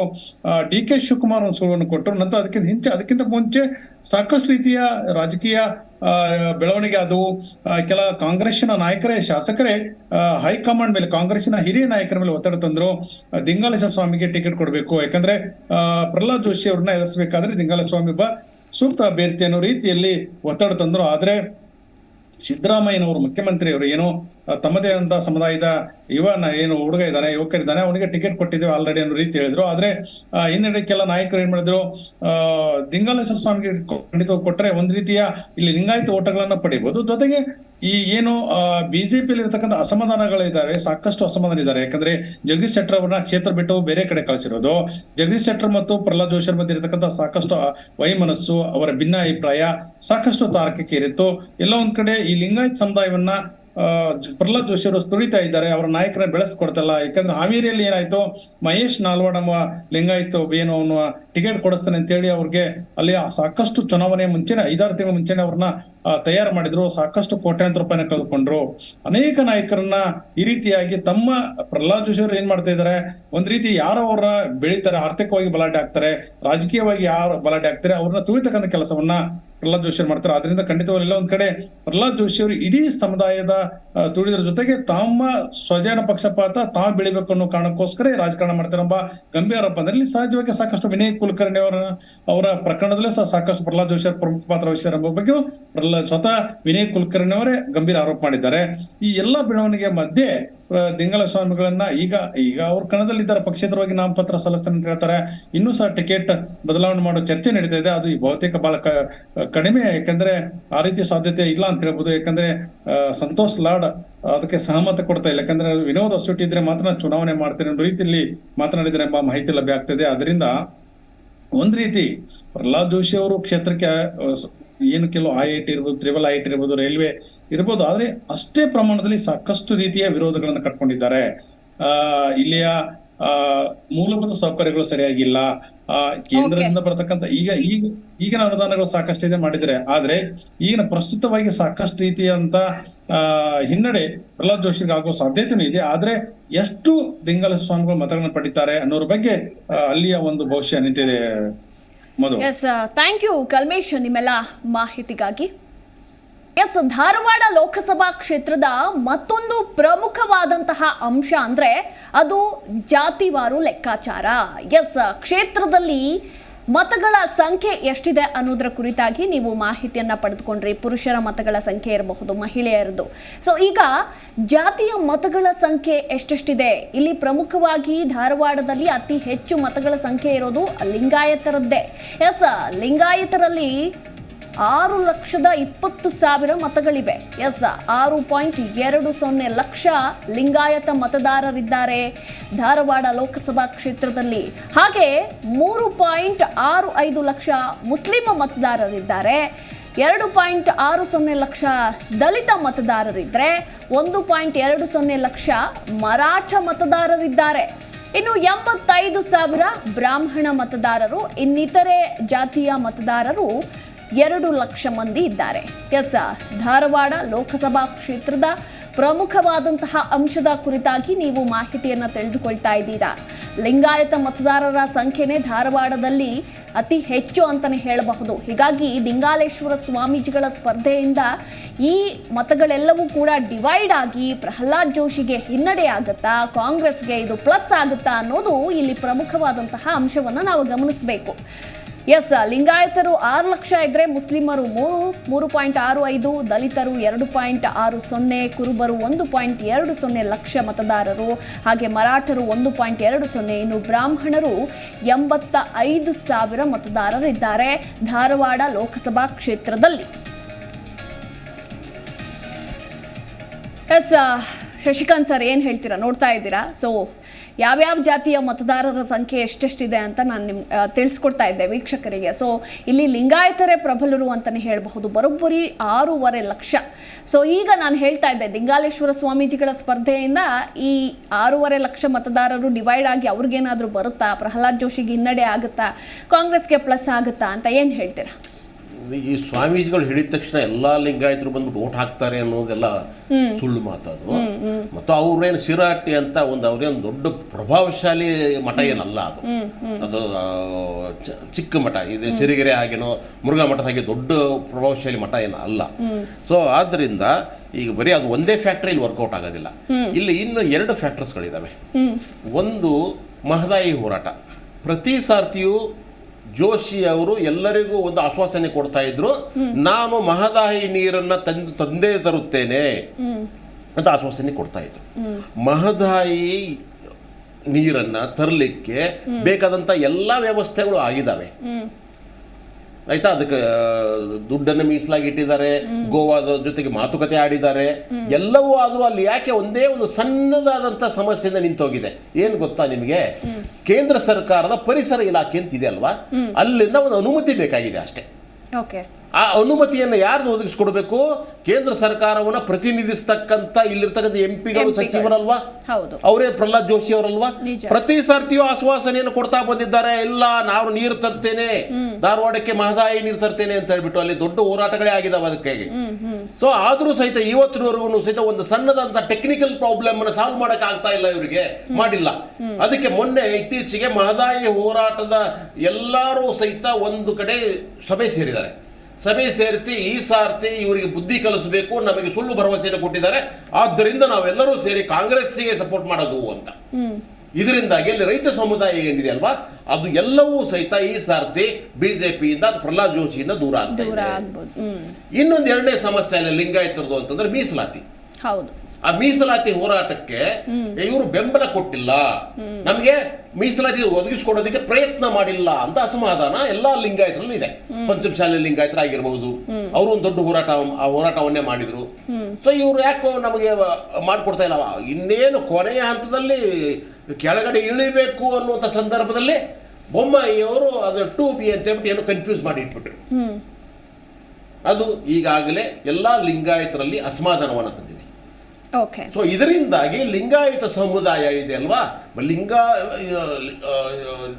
ಲಿಂಗಾಲೇಶ್ವರ ಸ್ವಾಮೀಜಿ ಅವರು ಒಂದೇ ಒಂದು ಕಾರಣಕ್ಕಲ್ಲ, ಅದು ಬಿಟ್ಟು ಈ ಎಲ್ಲ ಕಾರಣಗಳಿಗಿಂದು ಸಹಿತ ಅಲ್ಲಿ ಅಸಮಾಧಾನ ಭುಗಿಲೇಳ್ತಾ ಇದೆ. ಇದು ಎಲ್ಲವೂ ಸಹಿತ ಈ ಸರ್ತಿ ಪ್ರಹ್ಲಾದ್ ಜೋಶಿ ಅವರ ವಿರುದ್ಧವಾಗಿ ತಿರುಗಿ ಬೀಳುವ ಎಲ್ಲ ಸಾಧ್ಯತೆಗಳು ಇದ್ದಾವೆ. ಆದ್ದರಿಂದ ಅವರ ಗೆಲುವು ಈ ಸರ್ತಿ ಹಿಂದಿನ ಹಾಗೆ ಸುಲಭವಲ್ಲ.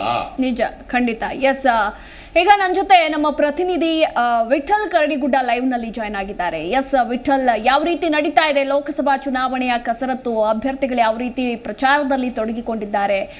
ಈ ಸಾರಿ ಕೂಡ 5ನೇ ಬಾರಿ ಸಂಸದರಾಗಿ ಗೆಲುವನ್ನ ಕಾಣ್ತಾರಾ ಪ್ರಹ್ಲಾದ್ ಜೋಶಿ? ಆ ರೀತಿಯ ಏನಾದರೂ ಥಾಟ್ಗಳು ಬರ್ತಾ ಇದೆಯಾ? ಜನರ ಒಲವು ಕೂಡ ಅವ್ರ ಮೇಲೆ ಇದೆಯಾ ಅಥವಾ ಇಲ್ವಾ? ಲಿಂಗಾಲೇಶ್ವರ ಶ್ರೀಗಳ ಸ್ಪರ್ಧೆ ಈ ಬಗ್ಗೆ ಓವರ್ ಆಲ್ ಅಪ್ಡೇಟ್. ಖಂಡಿತವಾಗಿಯೂ ಮೊದಮಲ್ಲ ಧಾರವಾಡ ಲೋಕಸಭಾ ಕ್ಷೇತ್ರ ಇದೀಗ ದಿನದಿಂದ ದಿನಕ್ಕೆ ಕೂಡ ತನ್ನ ಕಣವನ್ನ ರಂಗೇರಿಸುವಂಥದ್ದು. ಏನೋ ಧಾರವಾಡ ಕ್ಷೇತ್ರ ಲೋಕಸಭಾ ಕ್ಷೇತ್ರದಲ್ಲಿ ಕೂಡ ಒಟ್ಟು 8 ವಿಧಾನಸಭಾ ವ್ಯಾಪ್ತಿಯಲ್ಲಿ ಒಟ್ಟು 4 ಬಿಜೆಪಿ ಕ್ಷೇತ್ರದಲ್ಲಿ ಶಾಸಕರಿದ್ದರೆ ಒಟ್ಟು 4 ಮತ್ತು ಇನ್ನುಳಿದ 4 ಕ್ಷೇತ್ರದಲ್ಲಿ ಈಗಾಗಲೇ ಬಿಜೆಪಿ ಕಾಂಗ್ರೆಸ್ ಶಾಸಕರು ಇರುವಂಥದ್ದು. ಒಟ್ಟು 4 ಕ್ಷೇತ್ರದಲ್ಲಿ ಕಾಂಗ್ರೆಸ್ ಶಾಸಕರಿದ್ದರೆ ಇನ್ನುಳಿದ 4 ವಿಧಾನಸಭಾ ಕ್ಷೇತ್ರದಲ್ಲಿ ಈಗಾಗಲೇ ಕೂಡ ಏನು ಕಾಂಗ್ರೆಸ್ ಬಿಜೆಪಿ ಶಾಸಕರು ಇರುವಂತಹ ಬೆನ್ನಲ್ಲೇ ಕೂಡ ಏನು ಹುಬ್ಬಳ್ಳಿ ಧಾರವಾಡ ಮಹಾನಗರ ಲೋಕಸಭಾ ಕ್ಷೇತ್ರದಲ್ಲಿ ಈಗಾಗಲೇ ಕೂಡ ಲಿಂಗಾಯತ ಪ್ರಮುಖವಾಗಿ ಒಂದು ನಿರ್ಣಾಯಕ ಮತಗಳೇ ನಿರ್ಣಾಯಕವಾಗುತ್ತವೆ ಅನ್ನುವಂಥ ಒಂದು ಮಾತುಗಳು ಇದೀಗ ಲೋಕಸಭಾ ಕ್ಷೇತ್ರದಲ್ಲಿ ಕೇಳಿ ಬರ್ತಿರುವಂಥದ್ದು. ಏನು ಕೈ ಅಭ್ಯರ್ಥಿಯಾಗಿ ಯುವ ನಾಯಕನಾಗಿರ್ತಕ್ಕಂಥ ವಿನೋದ್ ಅಶ್ವಥಿ ಅವರಿಗೆ ಕೈ ಮನೆಯನ್ನ ಹಾಕಿದರೆ ಅದಕ್ಕೆ ಕೇಂದ್ರ ಸಚಿವ ಪ್ರಹ್ಲಾದ್ ಜೋಶಿ ಅವರಿಗೆ ಬಿಜೆಪಿಯಿಂದ ಇದೀಗ ಟಿಕೆಟ್ ಸಿಕ್ಕಿರುವಂಥದ್ದು. ಅದೇ ರೀತಿಯಾಗಿ ಇದೀಗ ಇಬ್ಬರ ಮಧ್ಯೆ ಒಂದು ಸ್ಪರ್ಧೆ ಏರ್ಪಡುತ್ತೆ ಅನ್ನುವಂಥ ನೀವು ತನ್ನಲ್ಲೇ ಕೂಡ ಇದೀಗ ಲಿಂಗಾಲೇಶ್ವರ ಶ್ರೀಗಳು ಇದೀಗ ಸ್ಪರ್ಧೆಗೆ ಪಕ್ಷೇತರವಾಗಿ ಸ್ಪರ್ಧೆ ಮಾಡುವಂತಹ ಒಂದು ಇರಾದೆಯಲ್ಲಿ ಇರುವಂತಹದ್ರಲ್ಲಿ ಈಗ ಧಾರವಾಡ ಲೋಕಸಭಾ ಕ್ಷೇತ್ರ ತ್ರಿಕೋನ ಸ್ಪರ್ಧೆಯಾಗಿ ಏರ್ಪಡುತ್ತೆ ಅನ್ನುವಂಥ ಒಂದು ಮಾತುಗಳು ಇದೀಗ ಧಾರವಾಡ ಲೋಕಸಭಾ ಕ್ಷೇತ್ರದಲ್ಲಿ ಕೇಳಿ ಬರ್ತಿರುವಂಥದ್ದು. ಒಟ್ಟು ಧಾರವಾಡ ಲೋಕಸಭಾ ಕ್ಷೇತ್ರದಲ್ಲಿ ಇದೀಗ ಕೈ ಅಭ್ಯರ್ಥಿಯನ್ನ ಗೆಲ್ಲಿಸುವುದಕ್ಕಾಗಿ ಸಚಿವ ಸಂತೋಷ್ ಲಾಡ್ ಶತಾಯಗತಾಯವಾಗಿ ಒಂದು ಪ್ರಯತ್ನವನ್ನ ಮಾಡ್ತಿರುವಂತಹ ಬೆನ್ನಲ್ಲೇ ಕೂಡ ಮುಂಜಾನೆಯಿಂದ ಮಧ್ಯಾಹ್ನದವರೆಗೆ ಒಂದು ಸಭೆಯನ್ನ ಮಯೂರ್ ಹೋಟೆಲ್ನಲ್ಲಿ ಸಭೆಯನ್ನ ಮಾಡುವ ಮೂಲಕ ಮಧ್ಯಾಹ್ನದ ನಂತರ ಜಿಲ್ಲಾ ಪಂಚಾಯತ್ ವ್ಯಾಪ್ತಿಗಳಿಗೆ ತೆರಳಿ ಅಲ್ಲಿ ಬಹಿರಂಗ ಸಮಾವೇಶ ಆಗಿರ್ಬೋದು ಮತ್ತು ಕಾರ್ಯಕರ್ತರ ಸಮಾವೇಶಗಳನ್ನ ಮಾಡುವ ಮೂಲಕ ಅಲ್ಲಿ ಒಂದು ಮತಬೇಟೆಯನ್ನು ಮಾಡ್ತಿರುವಂಥದ್ದು. ಅಷ್ಟೇ ಅಲ್ಲದೆ ಕೂಡ ಅದಕ್ಕೆ ಪೂರಕ ಎಂಬಂತೆ ಕೂಡ ಪ್ರಹ್ಲಾದ್ ಜೋಶಿ ಕೇಂದ್ರ ಸಚಿವರಾಗಿರ್ತಕ್ಕಂಥ ಪ್ರಹ್ಲಾದ್ ಜೋಶಿ ಅವರು ಕೂಡ ಸಾಕಷ್ಟು ರೀತಿಯಲ್ಲಿ ದಿನದಿಂದ ದಿನಕ್ಕೆ ತನ್ನ ಪ್ರಚಾರ ಕಾರ್ಯವನ್ನ ಹೆಚ್ಚಿಗೆ ಮಾಡಿಕೊಳ್ಳುತ್ತಿರುವಂಥದ್ದು. ದಿನಕ್ಕೆ 5 ರಿಂದ 6 ಜಿಲ್ಲಾ ಪಂಚಾಯತ್ ಕ್ಷೇತ್ರಗಳ ವ್ಯಾಪ್ತಿಯಲ್ಲಿ ಕೂಡ ಕಾರ್ಯಕರ್ತರಾಗಿರ್ಬೋದು ಮತ್ತು ಜನರನ್ನ ಸೇರಿಸಿ ತಮ್ಮ ಮತಬೇಟೆಯನ್ನ ಮಾಡಿಕೊಂಡ ಬೆನ್ನಲ್ಲೇ ಇದೀಗ ಸಾಕಷ್ಟು ರೀತಿಯಲ್ಲಿ ಧಾರವಾಡ ಲೋಕಸಭಾ ಕ್ಷೇತ್ರ ಈಗ ಜಿದ್ದಾಜಿದ್ದಿನ ಕಣವಾಗಿ ಏರ್ಪಡುವಂತ ಎಲ್ಲಾ ಸಾಧ್ಯತೆಗಳು ಕೂಡ ಇದೀಗ ಇರುವಂತದ್ದು. ಈ ಒಂದು ನಿಟ್ಟಿನಲ್ಲಿ ಕೂಡ ನೋಡುವುದಾದ್ರೆ ಕೈ ಅಭ್ಯರ್ಥಿಗೆ ಈಗ ಹೊಸಬರು ಈಗಾಗಲೇ ಪ್ರಥಮ ಬಾರಿಗೆ ಟಿಕೆಟ್ ಅನ್ನ ತೆಗೆದುಕೊಂಡು ಬಂದಿದ್ದಾರೆ. ಕೇಂದ್ರ ಸಚಿವ ಪ್ರಹ್ಲಾದ್ ಜೋಶಿ ಅವರು 4ನೇ ಬಾರಿ ಇದೀಗ ಸ್ಪರ್ಧೆಗಳಿರುವಂಥದ್ದು. 5ನೇ ಬಾರಿಗೆ ತಮ್ಮ ಅದೃಷ್ಟ ಪರೀಕ್ಷೆಗೆ ಇದೀಗ ಇರುವಂಥದ್ದು. ಅದರ ಬೆನ್ನಲ್ಲೇ ಕೂಡ ಒಂದು ಏನು ಜೋಶಿಗೆ ಸ್ವಲ್ಪ ಹಿನ್ನಡೆ ಅಂತ ವಿಷಯ ಏನಂತಂದ್ರೆ ಇಲ್ಲಿ 4 ಬಾರಿ ಗೆದ್ದಂಥವರು 5ನೇ ಬಾರಿ ಆಯ್ಕೆ ಆದಂತಹ ವಿಚಾರಗಳು ಬಹಳ ಕಡಿಮೆ ಇರುವಂತದ್ದು ಕೂಡ ಒಂದು ಹಿನ್ನಡೆ ಅಷ್ಟೇ ಅನ್ನಬಹುದು. ಯಾಕಂತಂದ್ರೆ ಈಗಾಗಲೇ ಕೂಡ ಹಿಂದುತ್ವ ಮತ್ತು ಹಿಂದುತ್ವದ ವಿಚಾರದಲ್ಲಿ ಈಗಾಗಲೇ ಚುನಾವಣೆಯನ್ನು ಎದುರಿಸಿಕೊಂಡು ಬಂದಿರತಕ್ಕಂತಹ ಜೋಶಿ ಅವರು ಸಾಕಷ್ಟು ರೀತಿಯ ಕಾರ್ಯ ಮತ್ತು ತಂತ್ರ ಮತ್ತು ಪ್ರತಿತಂತ್ರವನ್ನ ಇದೀಗ ಕ್ಷೇತ್ರದಲ್ಲಿ ಗೆಲ್ಲಲು ಸಾಕಷ್ಟು ರೀತಿಯ ಒಂದು ಶತಾಯಗತಾಯವಾಗಿ ಅವರು ಕೂಡ ಒಂದು ಹರಸಾಹಸವನ್ನು ಪಡಿಸುವಂತಹ ಬೆನ್ನಲ್ಲೇ ಕೂಡ ಕೈ ಅಭ್ಯರ್ಥಿಯವರಿಗೆ ಈಗಾಗಲೇ ಏನು ಚುನಾವಣೆ ಎದುರಿಸುವುದು ಹೊಸತು. ಯಾಕಂತಂದ್ರೆ ಈಗಾಗಲೇ ಯಾವುದೇ ರೀತಿಯ ಚುನಾವಣೆಗೆ ಅವರು ಸ್ಪರ್ಧೆಯನ್ನು ಮಾಡಿಲ್ಲ. ಕಳೆದ ವಿಧಾನಸಭಾ ಚುನಾವಣಾ ಸಂದರ್ಭದಲ್ಲಿ ಕೂಡ ನವಲಗುಂದ ವಿಧಾನಸಭಾ ಕ್ಷೇತ್ರದ ಟಿಕೆಟ್ ಅನ್ನ ಗೆಲ್ಲಿತು. ಆದರೆ ಅಲ್ಲಿ ಅವರು ಕೈ ತಪ್ಪಿ ಕೋಟೆಜಿ ಅವರ ಪಾಲಾಗಿತ್ತು. ಅದೇ ಒಂದು ವಿಚಾರದಲ್ಲಿ ಕೂಡ ಇದೀಗ ಸಾಕಷ್ಟು ರೀತಿಯಲ್ಲಿ ವಿನೋದ್ ಅಶ್ವಥಿ ಅವರಿಗೆ ಒಂದು ಪಕ್ಷದಲ್ಲಿ ಸ್ಥಾನಮಾನವನ್ನು ನೀಡಬೇಕು ಅನ್ನುವಂತ ಒಂದು ಪಕ್ಷ ತೀರ್ಮಾನ ಕೈಗೊಂಡ ಬೆನ್ನಲ್ಲೇ ಕೂಡ ಕ್ರೀಡಾ ಪ್ರಾಧಿಕಾರದ ಉಪಾಧ್ಯಕ್ಷರನ್ನಾಗಿ ಏನು ಆಯ್ಕೆ ಮಾಡಿದಂತ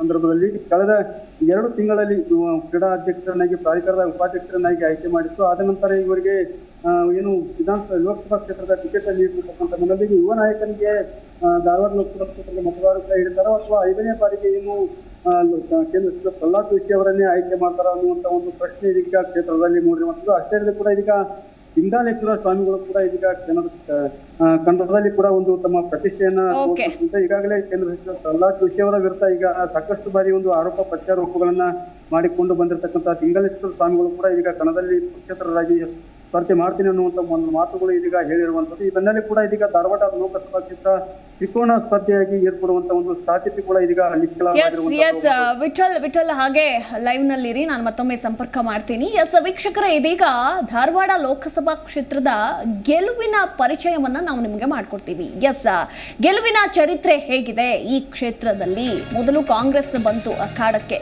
ಅಂದ್ರೆ 1952 ಮತ್ತು 1957ರಲ್ಲಿ ದತ್ತಾತ್ರೇಯ ಕಾಂಗ್ರೆಸ್ ಪಕ್ಷದಿಂದ ಗೆಲುವನ್ನ ಕಾಣ್ತಾರೆ ಮೊದಲು. ಅದಾದ ಮೇಲೆ 1962ರಿಂದ 1977ರವರೆಗೆ ಮೊದಲ ಮಹಿಳಾ ಸಂಸದೆ ಸರೋಜಿನಿ ಮಹಿಷಿ ಜಯವನ್ನ ಕಾಣ್ತಾರೆ. ಎಸ್, ಅದಾದ ಮೇಲೆ 1980ರಿಂದ 1991ರವರೆಗೂ DK ನಾಯ್ಕರ್ ಕಾಂಗ್ರೆಸ್ನಿಂದ ಇವರು 4 ಬಾರಿ ಗೆಲುವನ್ನ ಕಾಣ್ತಾರೆ. ಇನ್ನು 1996ರಲ್ಲಿ ಮೊದಲ ಬಾರಿ ಬಿಜೆಪಿ ಅಭ್ಯರ್ಥಿ ವಿಜಯ್ ಸಂಕೇಶ್ವರ್ ಜಯವನ್ನ ಕಾಣ್ತಾರೆ. 1996ರಲ್ಲಿ ಬರೋದು ಬಿಜೆಪಿ. ಸತತ 3 ಬಾರಿ ಅದಾದ ಮೇಲೆ ಸಂಕೇಶ್ವರ್ ಜಯವನ್ನ ಕಂಡು ಪಕ್ಷಕ್ಕೆ ಭದ್ರ ಬುನಾದಿಯನ್ನ ಕಟ್ಕೊಡ್ತಾರೆ ಅಂತಲೇ ಹೇಳಬಹುದು. ಅದಾದ ಮೇಲೆ 2004ರಿಂದ ಇಲ್ಲಿಯವರೆಗೂ ಧಾರವಾಡ ಲೋಕಸಭಾ ಕ್ಷೇತ್ರದ ಸಂಸದರಾಗಿ ಪ್ರಹ್ಲಾದ್ ಜೋಶಿ ನಿರಂತರವಾಗಿ ಗೆಲುವನ್ನ ಕಾಣ್ತಾ ಬರ್ತಾ ಇದ್ದಾರೆ. 4 ಬಾರಿ ಪ್ರಹ್ಲಾದ್ ಜೋಶಿ ನಿರಂತರವಾಗಿ ಗೆದ್ದಿದ್ದಾರೆ. ಇದು 5ನೇ ಬಾರಿಯ ಪರೀಕ್ಷೆಯಲ್ಲಿದ್ದಾರೆ. ಈ ಪರೀಕ್ಷೆಯಲ್ಲಿ ರಿಸಲ್ಟ್ ಯಾವ ರೀತಿ ಬರುತ್ತೆ, ಪಾಸ್ ಆಗ್ತಾರಾ ಫೇಲ್ ಆಗ್ತಾರಾ ಅನ್ನೋದರ ಕುರಿತಾಗಿ ಕಾದು ನೋಡಬೇಕು. ಇನ್ನೇನು ಕೆಲವೇ ದಿನಗಳು ಬಾಕಿ ಇರೋದು ಲೋಕಸಭೆ ಚುನಾವಣೆಗೆ. ಜೂನ್ 4ರಂದು ಪ್ರಹ್ಲಾದ್ ಜೋಶಿಯವರ ಗೆಲುವು ಸೋಲಿನ ಬಗ್ಗೆ ಮಾಹಿತಿ ಗೊತ್ತಾಗುತ್ತೆ. ಮತ್ತಷ್ಟು ಅಪ್ಡೇಟ್ ಕೊಡ್ತೀವಿ ಧಾರವಾಡ ಲೋಕಸಭಾ ಕ್ಷೇತ್ರದ ಬಗ್ಗೆ. ಈಗ ಮತ್ತೊಂದು ಪ್ರಮುಖವಾದಂತಹ ಅಂಶ ಅಂದ್ರೆ ಅದು ಧಾರವಾಡ ಲೋಕಸಭಾ ಅಖಾಡದ ಹಿನ್ನೋಟವನ್ನ ನಾವು ಗಮನಿಸ್ತಾ ಹೋಗೋಣ. 2014ರಿಂದ ಹಿಡಿದು ಈಗಿನ ಹಿನ್ನೋಟದವರೆಗೂ ನಾವು ನಿಮಗೆ ಮಾಹಿತಿಯನ್ನ ತಿಳಿಸ್ತಾ ಹೋಗ್ತೀವಿ. 2014ರ ಲೋಕಸಭೆ ಚುನಾವಣೆಯಲ್ಲಿ ಪ್ರಹ್ಲಾದ್ ಜೋಶಿ ಗೆಲುವನ್ನ ಕಾಣ್ತಾರೆ. ಅವರು ಆಗ ಪಡೆದುಕೊಂಡಂತಹ ಮತಗಳ ಸಂಖ್ಯೆ 5,43,395, ಅಂದ್ರೆ 52% ಅವರು ಪಡೆದುಕೊಳ್ತಾರೆ. ಆಗ ಅವರ ಆಪೋಸಿಟ್ ಆಗಿ ನಿಂತಿದ್ದಂತಹ ಕ್ಯಾಂಡಿಡೇಟ್ ವಿನಯ್ ಕುಲಕರ್ಣಿ ಅವರು ಎಷ್ಟು ಮತಗಳನ್ನ ಪಡೆದುಕೊಂಡಿದ್ರು? 4,31,738. ಅಂದ್ರೆ ಗೆಲುವಿನ ಅಂತರ ಇಲ್ಲಿ 1,11,657 ಮತಗಳು. ಇನ್ನು ಮತ್ತೊಂದು ಕಡೆ 2019 ಅದಾದ ಮೇಲೆ ಇಲ್ಲೂ ಕೂಡ ಮತ್ತೆ ಪ್ರಹ್ಲಾದ್ ಜೋಶಿನೇ ಗೆಲುವನ್ನ ಕಾಣ್ತಾರೆ, ಬಿಜೆಪಿ ಅಭ್ಯರ್ಥಿ. ಆಗ ಅವರು ಪಡೆದುಕೊಂಡಂತಹ ಮತಗಳ ಸಂಖ್ಯೆ 6,84,837, ಅಂದ್ರೆ 56%. ಇನ್ನು ಆಗ್ಲೂ ಕೂಡ ಆಪೋಸಿಟ್ ಕ್ಯಾಂಡಿಡೇಟ್ ಆಗಿದ್ದು ವಿನಯ್ ಕುಲಕರ್ಣಿ ಅವರೇ, ಕಾಂಗ್ರೆಸ್ ಅಭ್ಯರ್ಥಿ. ಆಗ್ಲೂ ಕೂಡ ಅವರು ಸೋಲನ್ನ ಕಾಣ್ತಾರೆ. ಆಗ ಅವರು ಪಡೆದುಕೊಂಡಂತಹ ಮತಗಳ ಸಂಖ್ಯೆ 4,79,765. ಗೆಲುವಿನ ಅಂತರ 2,05,072 ಮತಗಳು. ಇನ್ನು ಇದರ ನಂತರ ಈಗ 2024ರ ಲೋಕಸಭಾ ಅಖಾಡದಲ್ಲಿ ಮತ್ತೆ ಬಿಜೆಪಿ ಅಭ್ಯರ್ಥಿ ಪ್ರಹ್ಲಾದ್ ಜೋಶಿ ಕಣದಲ್ಲಿದ್ದಾರೆ. ಬ್ರಾಹ್ಮಣರು, ಕೇಂದ್ರ ಸಚಿವರು ಬೇರೆ. ಸೊ ಹೀಗಾಗಿ ಗೆದ್ದು ಬೀಗ್ತಾರ ಕಾದ್ ನೋಡಬೇಕು. ಹೊಸ ಅಭ್ಯರ್ಥಿ, ಕಾಂಗ್ರೆಸ್ ಅಭ್ಯರ್ಥಿ ವಿನೋದ್ ಅಸೂತಿ, ಇವರು ಹೊಸ ಮುಖ, ಕುರುಬರು. ಸೊ ಹೀಗಾಗಿ ಮತದಾರ ಪ್ರಭು ಈ ಬಾರಿ ಯಾರಿಗೆ ಜೈ ಅಂತಾನೆ ಅನ್ನೋದೇ ಬಹಳ ಬಹಳ ಕುತೂಹಲ ಅಂತಾನೆ ಹೇಳಬಹುದು. ನಾವು ಅಖಾಡದ ಮುನ್ನೋಟವನ್ನ ಕೂಡ ಗಮನಿಸ್ತಾ ಇದ್ವಿ ಸರ್. ಪ್ರತಿ ಬಾರಿಯೂ ಕೂಡ ಲಕ್ಷ ಮತಗಳ ಅಂತರದಿಂದ ಪ್ರಹ್ಲಾದ್ ಜೋಶಿ ಅವರು ಗೆದ್ದು ಬೀಗಿದ್ದಾರೆ ಅಂತಾನೆ ಹೇಳಬಹುದು. ನಿಜಕ್ಕೂ ಕೂಡ ಅದೇನು ತಮಾಷೆ ಮಾತಲ್ಲ. ಹೌದು, ಕ್ಷೇತ್ರದ ಅಭಿವೃದ್ಧಿನೂ ಮಾಡಿದ್ದಾರೆ. ಸೊ ಒಂದು ಪ್ಲಸ್ಸು ಇದೆ, ಮೈನಸ್ಸು ಇದೆ. ಬಟ್ ಈ ಬಾರಿ ಮತ್ತಷ್ಟು ಚಾಲೆಂಜಿಂಗ್ ಆಗಿದೆ. ಒಂದು, ದಿಂಗಾಲೇಶ್ವರ ಸ್ವಾಮೀಜಿ ನಾವು ಆಗಲೇ ಚರ್ಚೆ ಮಾಡಿದಂತೆ, ಹಾಗೆ ಈಗ ಇರುವ ಮತದಾರರ ಮನಸ್ಥಿತಿನೂ ಅಂತಾನೆ ಹೇಳಬಹುದು. ಈಗ ಮತ್ತಷ್ಟು ಟಫ್ ಆಗೋದಕ್ಕೆ ಮತ್ತೊಂದು ಪ್ರಮುಖ ಅಂಶಗಳು ಅಂತಂದ್ರೆ ಏನೇನು ಅಂತ? ಇನ್ನೊಂದು ಈ ಗ್ಯಾರಂಟಿ ಯೋಜನೆಗಳು. ಈ ಗ್ಯಾರಂಟಿ ಯೋಜನೆಗಳು ಈ ಹಿಂದೆ ಇರಲಿಲ್ಲ. ಸೊ ಇವಾಗ ಗ್ಯಾರಂಟಿ ಯೋಜನೆಯ ಫಲಾನುಭವಿಗಳಾಗಿರ್ತಕ್ಕಂಥ ಹಲವಾರು ಜನರು ಇದ್ದಾರೆ. ಅದರಲ್ಲಿ ವಿಶೇಷವಾಗಿ ಮಹಿಳೆಯರು ಹೆಚ್ಚು ಫಲಾನುಭವಿಗಳಾಗಿದ್ದಾರೆ. ಸೊ ಆದ್ದರಿಂದ ಈ ಸರ್ತಿ ಆ ಓಟುಗಳು ಸಹಿತ ಇನ್ಫ್ಲೂಯೆನ್ಸ್ ಆಗಿರತಕ್ಕಂಥ ಓಟುಗಳು ಗ್ಯಾರಂಟಿ ಯೋಜನೆ ಯಾರು ಫಲಾನುಭವಿಗಳಾಗಿದ್ದಾರೋ ಅವರ ಕೆಲವು ಓಟುಗಳು ಸಹಿತ ಈ ಸರ್ತಿ ಕಾಂಗ್ರೆಸ್ಸಿಗೆ ಬರುವ ಎಲ್ಲ ಚಾನ್ಸಸ್ಗಳಿದ್ದಾವೆ. ಒಂದ್ ಕಡೆ ಲಿಂಗಾಯತ ಓಟುಗಳನ್ನ ಕಳ್ಕೊಳ್ತಾರೆ. ಮಹದಾಯಿಯ ಸಮಸ್ಯೆಯನ್ನು ಪರಿಹರಿಸದೇನೆ ರೈತ ಜನರ ಓಟನ್ನು ಕಳ್ಕೊಳ್ತಾರೆ. ಕೊನೆಗೆ ಉಳಿಯೋದು ಯಾರು? ಇವ್ರಿಗೆ ಯಾಕಂದ್ರೆ ಎಲ್ಲ ಅಹಿಂದ ಓಟುಗಳು ಎಂತಿದ್ದಾವಲ್ಲ, ಕುರುಬರ ಓಟುಗಳು ಎಲ್ಲವೂ ಸಹಿತ ಅಸೂತಿ ಅವರಿಗೆ ಬೀಳ್ತವೆ. ಅದ್ರ ಜೊತೆ ಮುಸ್ಲಿಂ ಓಟುಗಳು ಯಾವತ್ತೂ ಸಹಿತ ಇದು ಬಿಜೆಪಿಗೆ ಹೋಗೋ ಚಾನ್ಸಸ್ ಇಲ್ಲ. ಯಾಕಂದ್ರೆ ಅವ್ರೇನು ಕಡಿಮೆ ಇಲ್ಲ, ಮುಸ್ಲಿಮ್ರೇ 3,65,3.65 ಲ್ಯಾಕ್ಸ್ ಇದ್ದಾರೆ, ಅವರು ಅಲ್ಲಿ ಬಹುಸಂಖ್ಯಾತರೆ. ಸೊ ಇವರಿದ್ದಾರೆ. ಸೊ ಆದರೆ ದಲಿತರು ಈ ಸರ್ತಿ ಹೆಚ್ಚಾಗಿ ಗ್ಯಾರಂಟಿಯ ಫಲಾನುಭವಿಗಳು ದಲಿತರಾಗಿದ್ದಾರೆ, ಅವರು 2.6 ಲ್ಯಾಕ್ಸ್ ಇದ್ದಾರೆ. ಸೊ ಆದ್ದರಿಂದ ಈ ಸರ್ತಿ ಅಹಿಂದ ಎಲ್ಲವೂ ಸಹಿತ ಒಂದಾದರೆ, ಲಿಂಗಾಯತರ ಮತಗಳು ವಿಭಜನೆಯಾದರೆ ಯಾವುದೇ ಕಾರಣಕ್ಕೂ ಸಹಿತ ನಮ್ಮ ಈ ಜೋಶಿ ಅವರು ಬರಲಿಕ್ಕೆ ಸಾಧ್ಯತೆಗಳು ತುಂಬ ಕಡಿಮೆ ಇದ್ದಾವೆ. ಆದರೆ ಅಷ್ಟರಲ್ಲಿ ಮತ್ತಿನ್ನೇನಾದರೂ ಪವಾಡ ಆಗಬೇಕು, ಮತ್ತೆ ಯಾವ್ದಾದ್ರು ಬಾಂಬ್ ಸ್ಫೋಟ ಆಗಬೇಕು, ಮತ್ತೆ ಇನ್ನೇನು ಸಮಸ್ಯೆ ಆಗಬೇಕು, ಇವರು ಧಾರ್ಮಿಕವಾಗಿ ವಿಭಜನೆ ಆಗ್ತಕ್ಕಂಥ ಕೆಲಸವನ್ನು ಮಾಡಬೇಕು. ಅಂಥದ್ದೇನಾದ್ರೂ ಪುಲ್ವಾಮಾ ಘಟನೆ ಆದ ಹಾಗೆ ಎಲ್ಲೋ ಒಂದಿಷ್ಟು ಘಟನೆಗಳಾಗಬೇಕು. ಅಂಥವುಗಳು ಏನಾದ್ರು ಆದ್ರೆ, ಇಂಥವು ಏನಾದ್ರು ಆದ್ರೆ ಆ ಸಂದರ್ಭದಲ್ಲಿ ಏನಾಗುತ್ತೋ ಹೇಳಕ್ಕಾಗೋದಿಲ್ಲ. ಈ ಸದ್ಯದ ಪರಿಸ್ಥಿತಿಯಲ್ಲಿ ಜೋಶಿ ಅವರು ಸ್ವಲ್ಪ ಹಿನ್ನಡೆಯಲ್ಲಿದ್ದಾರೆ, ಅನುಭವಿಸ್ತಾ ಇದ್ದಾರೆ. ಹೊಸದಾಗಿರ್ತಕ್ಕಂಥ ಏನು ಅಸೂಟಿ ಇದಾರಲ್ಲ, ಅವ್ರು ಜೈಂಟ್ ಕಿಲ್ಲರ್ ಆಗ್ಬೋದು ಈ ಸರ್ತಿ, ಅವರನ್ನ ಹೊಡೆದಾಕ್ಬಿಡ್ಬೋದು ಅನ್ನೋದು ಅಲ್ಲಿರ್ತಕ್ಕಂಥ ಅಭಿಪ್ರಾಯವೂ ಆಗಿದೆ. ಸೊ ಆದ್ದರಿಂದ ಇವುಗಳೆಲ್ಲವನ್ನು ಗಮನಿಸಿದಾಗ ಈ ಸರ್ತಿ ಅಲ್ಲಿ ವಿಶೇಷತೆ ಗೊತ್ತಾ ನಿಮಗೆ, ಗ್ರಾಮೀಣ ಪ್ರದೇಶಕ್ಕಿಂತಲೂ ನಗರ ಪ್ರದೇಶದಲ್ಲಿ ಜನ ಜಾಸ್ತಿ ಇದ್ದಾರೆ. ನಗರ ಪ್ರದೇಶದಲ್ಲಿ ಇರೋರು ಏನು ಮಾಡ್ತಾರೆ, ಹೆಚ್ಚಾಗಿ ಬಿಜೆಪಿ ಕಡೆ ಒಲವನ್ನು ತೋರಿಸ್ತಾ ಬಂದಿದ್ದಾರೆ ಇಲ್ಲಿವರೆಗೂ. ಸೊ ಈ ಸರ್ತಿ ಆ ಸಿನಾರಿಯೋ ಬದಲಾಗ್ತಾ ಇದೆ. ಸೊ ಆದ್ದರಿಂದ ಆಮೇಲೆ ಈ ಸರ್ತಿ ನೀವು ಗಮನಿಸ್ತಾ ಹೋದ್ರೆ ದೊಡ್ಡ ದೊಡ್ಡ ನಾಯಕರು ಯಾರು ಅಲ್ಲಿ ಅವರು ಇದಕ್ಕೆ ಬರ್ತಾ ಇಲ್ಲ, ಪ್ರಚಾರಕ್ಕೆ ಬರ್ತಾರೆ ದೊಡ್ಡ ದೊಡ್ಡ ನಾಯಕರು, ಆಯ್ತಾ. ಸೊ ಆದ್ದರಿಂದ ಇವರು ಒಂಟಿಯಾಗಿ ಅಲ್ಲಿ ಓಡಾಡ್ತಾ ಇದ್ದಾರೆ. ಎರಡನೇದಲ್ಲೇ ಏನಂದ್ರೆ ಈ ನಮ್ಮ ಬಸವರಾಜ ಬೊಮ್ಮಾಯಿ ಇದಾರಲ್ಲ, ಅವರು ಇದೇ ಲೋಕಸಭಾ ಮತಕ್ಷೇತ್ರದವರು, ಸಿಗ್ಗಾಂವದಲ್ಲಿ ಅವರು ಈಗ ಶಾಸಕರು ಅಲ್ವಾ. ಈ ಸದ್ಯಕ್ಕೆ ಅವ್ರೇನಾಗಿದ್ದಾರೆ, ಬೇರೆ ಕಡೆ ಅಭ್ಯರ್ಥಿ ಆಗ್ಬಿಟ್ಟಿದ್ದಾರೆ ಅಲ್ವಾ. ಸೊ ಹಾವೇರಿ ಮತಕ್ಷೇತ್ರಕ್ಕೆ ಆ ಕಡೆ ಹೋದಾಗ ಅವರು ಅಲ್ಲಿ ಬ್ಯುಸಿ ಆಗಿದ್ದಾರೆ, ಅವರು ಸಹಿತ ಹೆಚ್ಚು ಕಾನ್ಸಂಟ್ರೇಟ್ ಮಾಡಲಿಕ್ಕೆ ಆಗ್ತಾ ಇಲ್ಲ ಇಲ್ಲಿ. ಹಾಗಾದ್ರೆ ಯಾರಿದ್ದಾರೆ ಇವರು ಸಪೋರ್ಟಿವ್ ಆಗಿರ್ತಕ್ಕಂಥ ದೊಡ್ಡ ದೊಡ್ಡ ನಾಯಕರು? JDS ಅಲ್ಲಿ ಪ್ರಭಾವಶಾಲಿಯಾಗಿ ಆಗಿಲ್ಲ.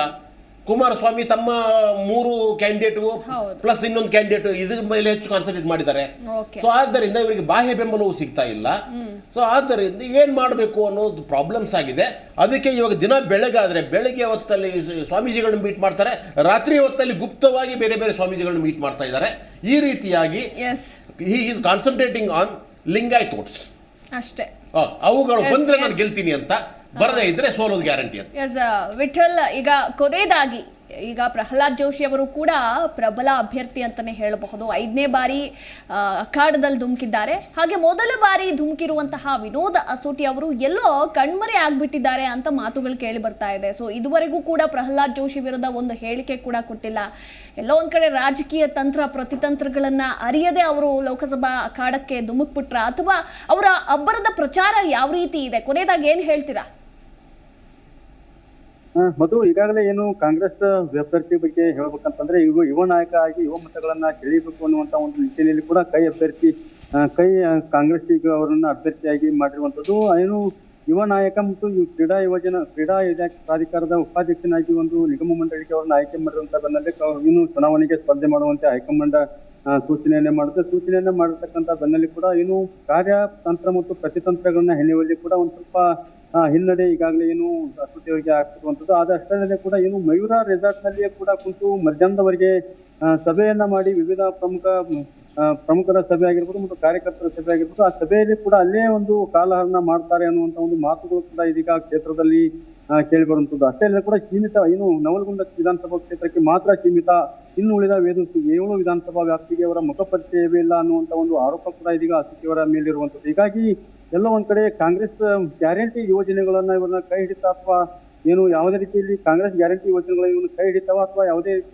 ಹೀಗಾಗಿ ಜೋಶಿ ಅವರಿಗೆ ಇನ್ನಷ್ಟು ಮತಗಳು ಇದಾಗ್ತಾವ ಅನ್ನುವಂಥದ್ದು ಈಗ ಕ್ಷೇತ್ರದಲ್ಲಿ ಕೇಳಿಬರುವಂತ ಮಾತಾಗಿರುವಂತದ್ದು. ಮಧು, ಎಸ್ ಥ್ಯಾಂಕ್ ಯು ವಿಠಲ್, ನಿಮ್ಮೆಲ್ಲ ಮಾಹಿತಿಗಾಗಿ. ಹಾಗೆ ಶಶಿಕಾಂತ್ ಸರ್, ನಿಮಗೂ ಕೂಡ ಧನ್ಯವಾದಗಳು. ಸಾಕಷ್ಟು ವಿಚಾರಗಳನ್ನು ನಮ್ಮ ಜೊತೆ ಹಂಚಿಕೊಂಡ್ರಿ. ವೀಕ್ಷಕರೇ ನೋಡಿದ್ರಲ್ಲ, ಎಸ್, ಅಂತೂ ಇಂತೂ ಈಗ ಇನ್ನೇನು ಲೋಕಸಭೆ ಚುನಾವಣೆಗೆ ಕೆಲವೇ ದಿನಗಳ ಬಾಕಿ ಇರೋದು. ಇಂತಹ ಸಂದರ್ಭದಲ್ಲಿ ಯಾರು ಗೆಲ್ತಾರೆ ಅನ್ನೋದನ್ನ ಹೇಳೋದಕ್ಕೂ ಕೂಡ ಕೊಂಚ ಕಷ್ಟ. ಸೊ ಮತದಾರನ ಒಲವು ಯಾರ ಮೇಲಿದೆ ಅನ್ನೋದರ ಕುರಿತಾಗಿ ಇನ್ನೇನು ಜೂನ್ 4 ಉತ್ತರ ಸಿಗುತ್ತೆ. ಮತ್ತೆ 5ನೇ ಬಾರಿ ಸಂಸದರಾಗಿ ಗೆದ್ದು ಬಿಕ್ತಾರ ಪ್ರಹ್ಲಾದ್ ಜೋಶಿ, ಅಥವಾ ಈ ಬಾರಿ ಮತದಾರ ಪ್ರಭು ಹೊಸ ಮುಖಕ್ಕೆ ಮಣೆ ಹಾಕ್ತಾನ ಇಲ್ವಾ ಅನ್ನೋದರ ಕುರಿತಾಗಿ ಕಾದ್ ನೋಡೋಣ. ಇದಿಷ್ಟು ಧಾರವಾಡ ಲೋಕಸಭಾ ಕ್ಷೇತ್ರದ ಪರಿಚಯ. ನೋಡ್ತಾ ಇರಿ ಜಿ ಕನ್ನಡ ನ್ಯೂಸ್, ಸತ್ಯವೇ ಸುದ್ದಿಯ ಜೀವಾಳ.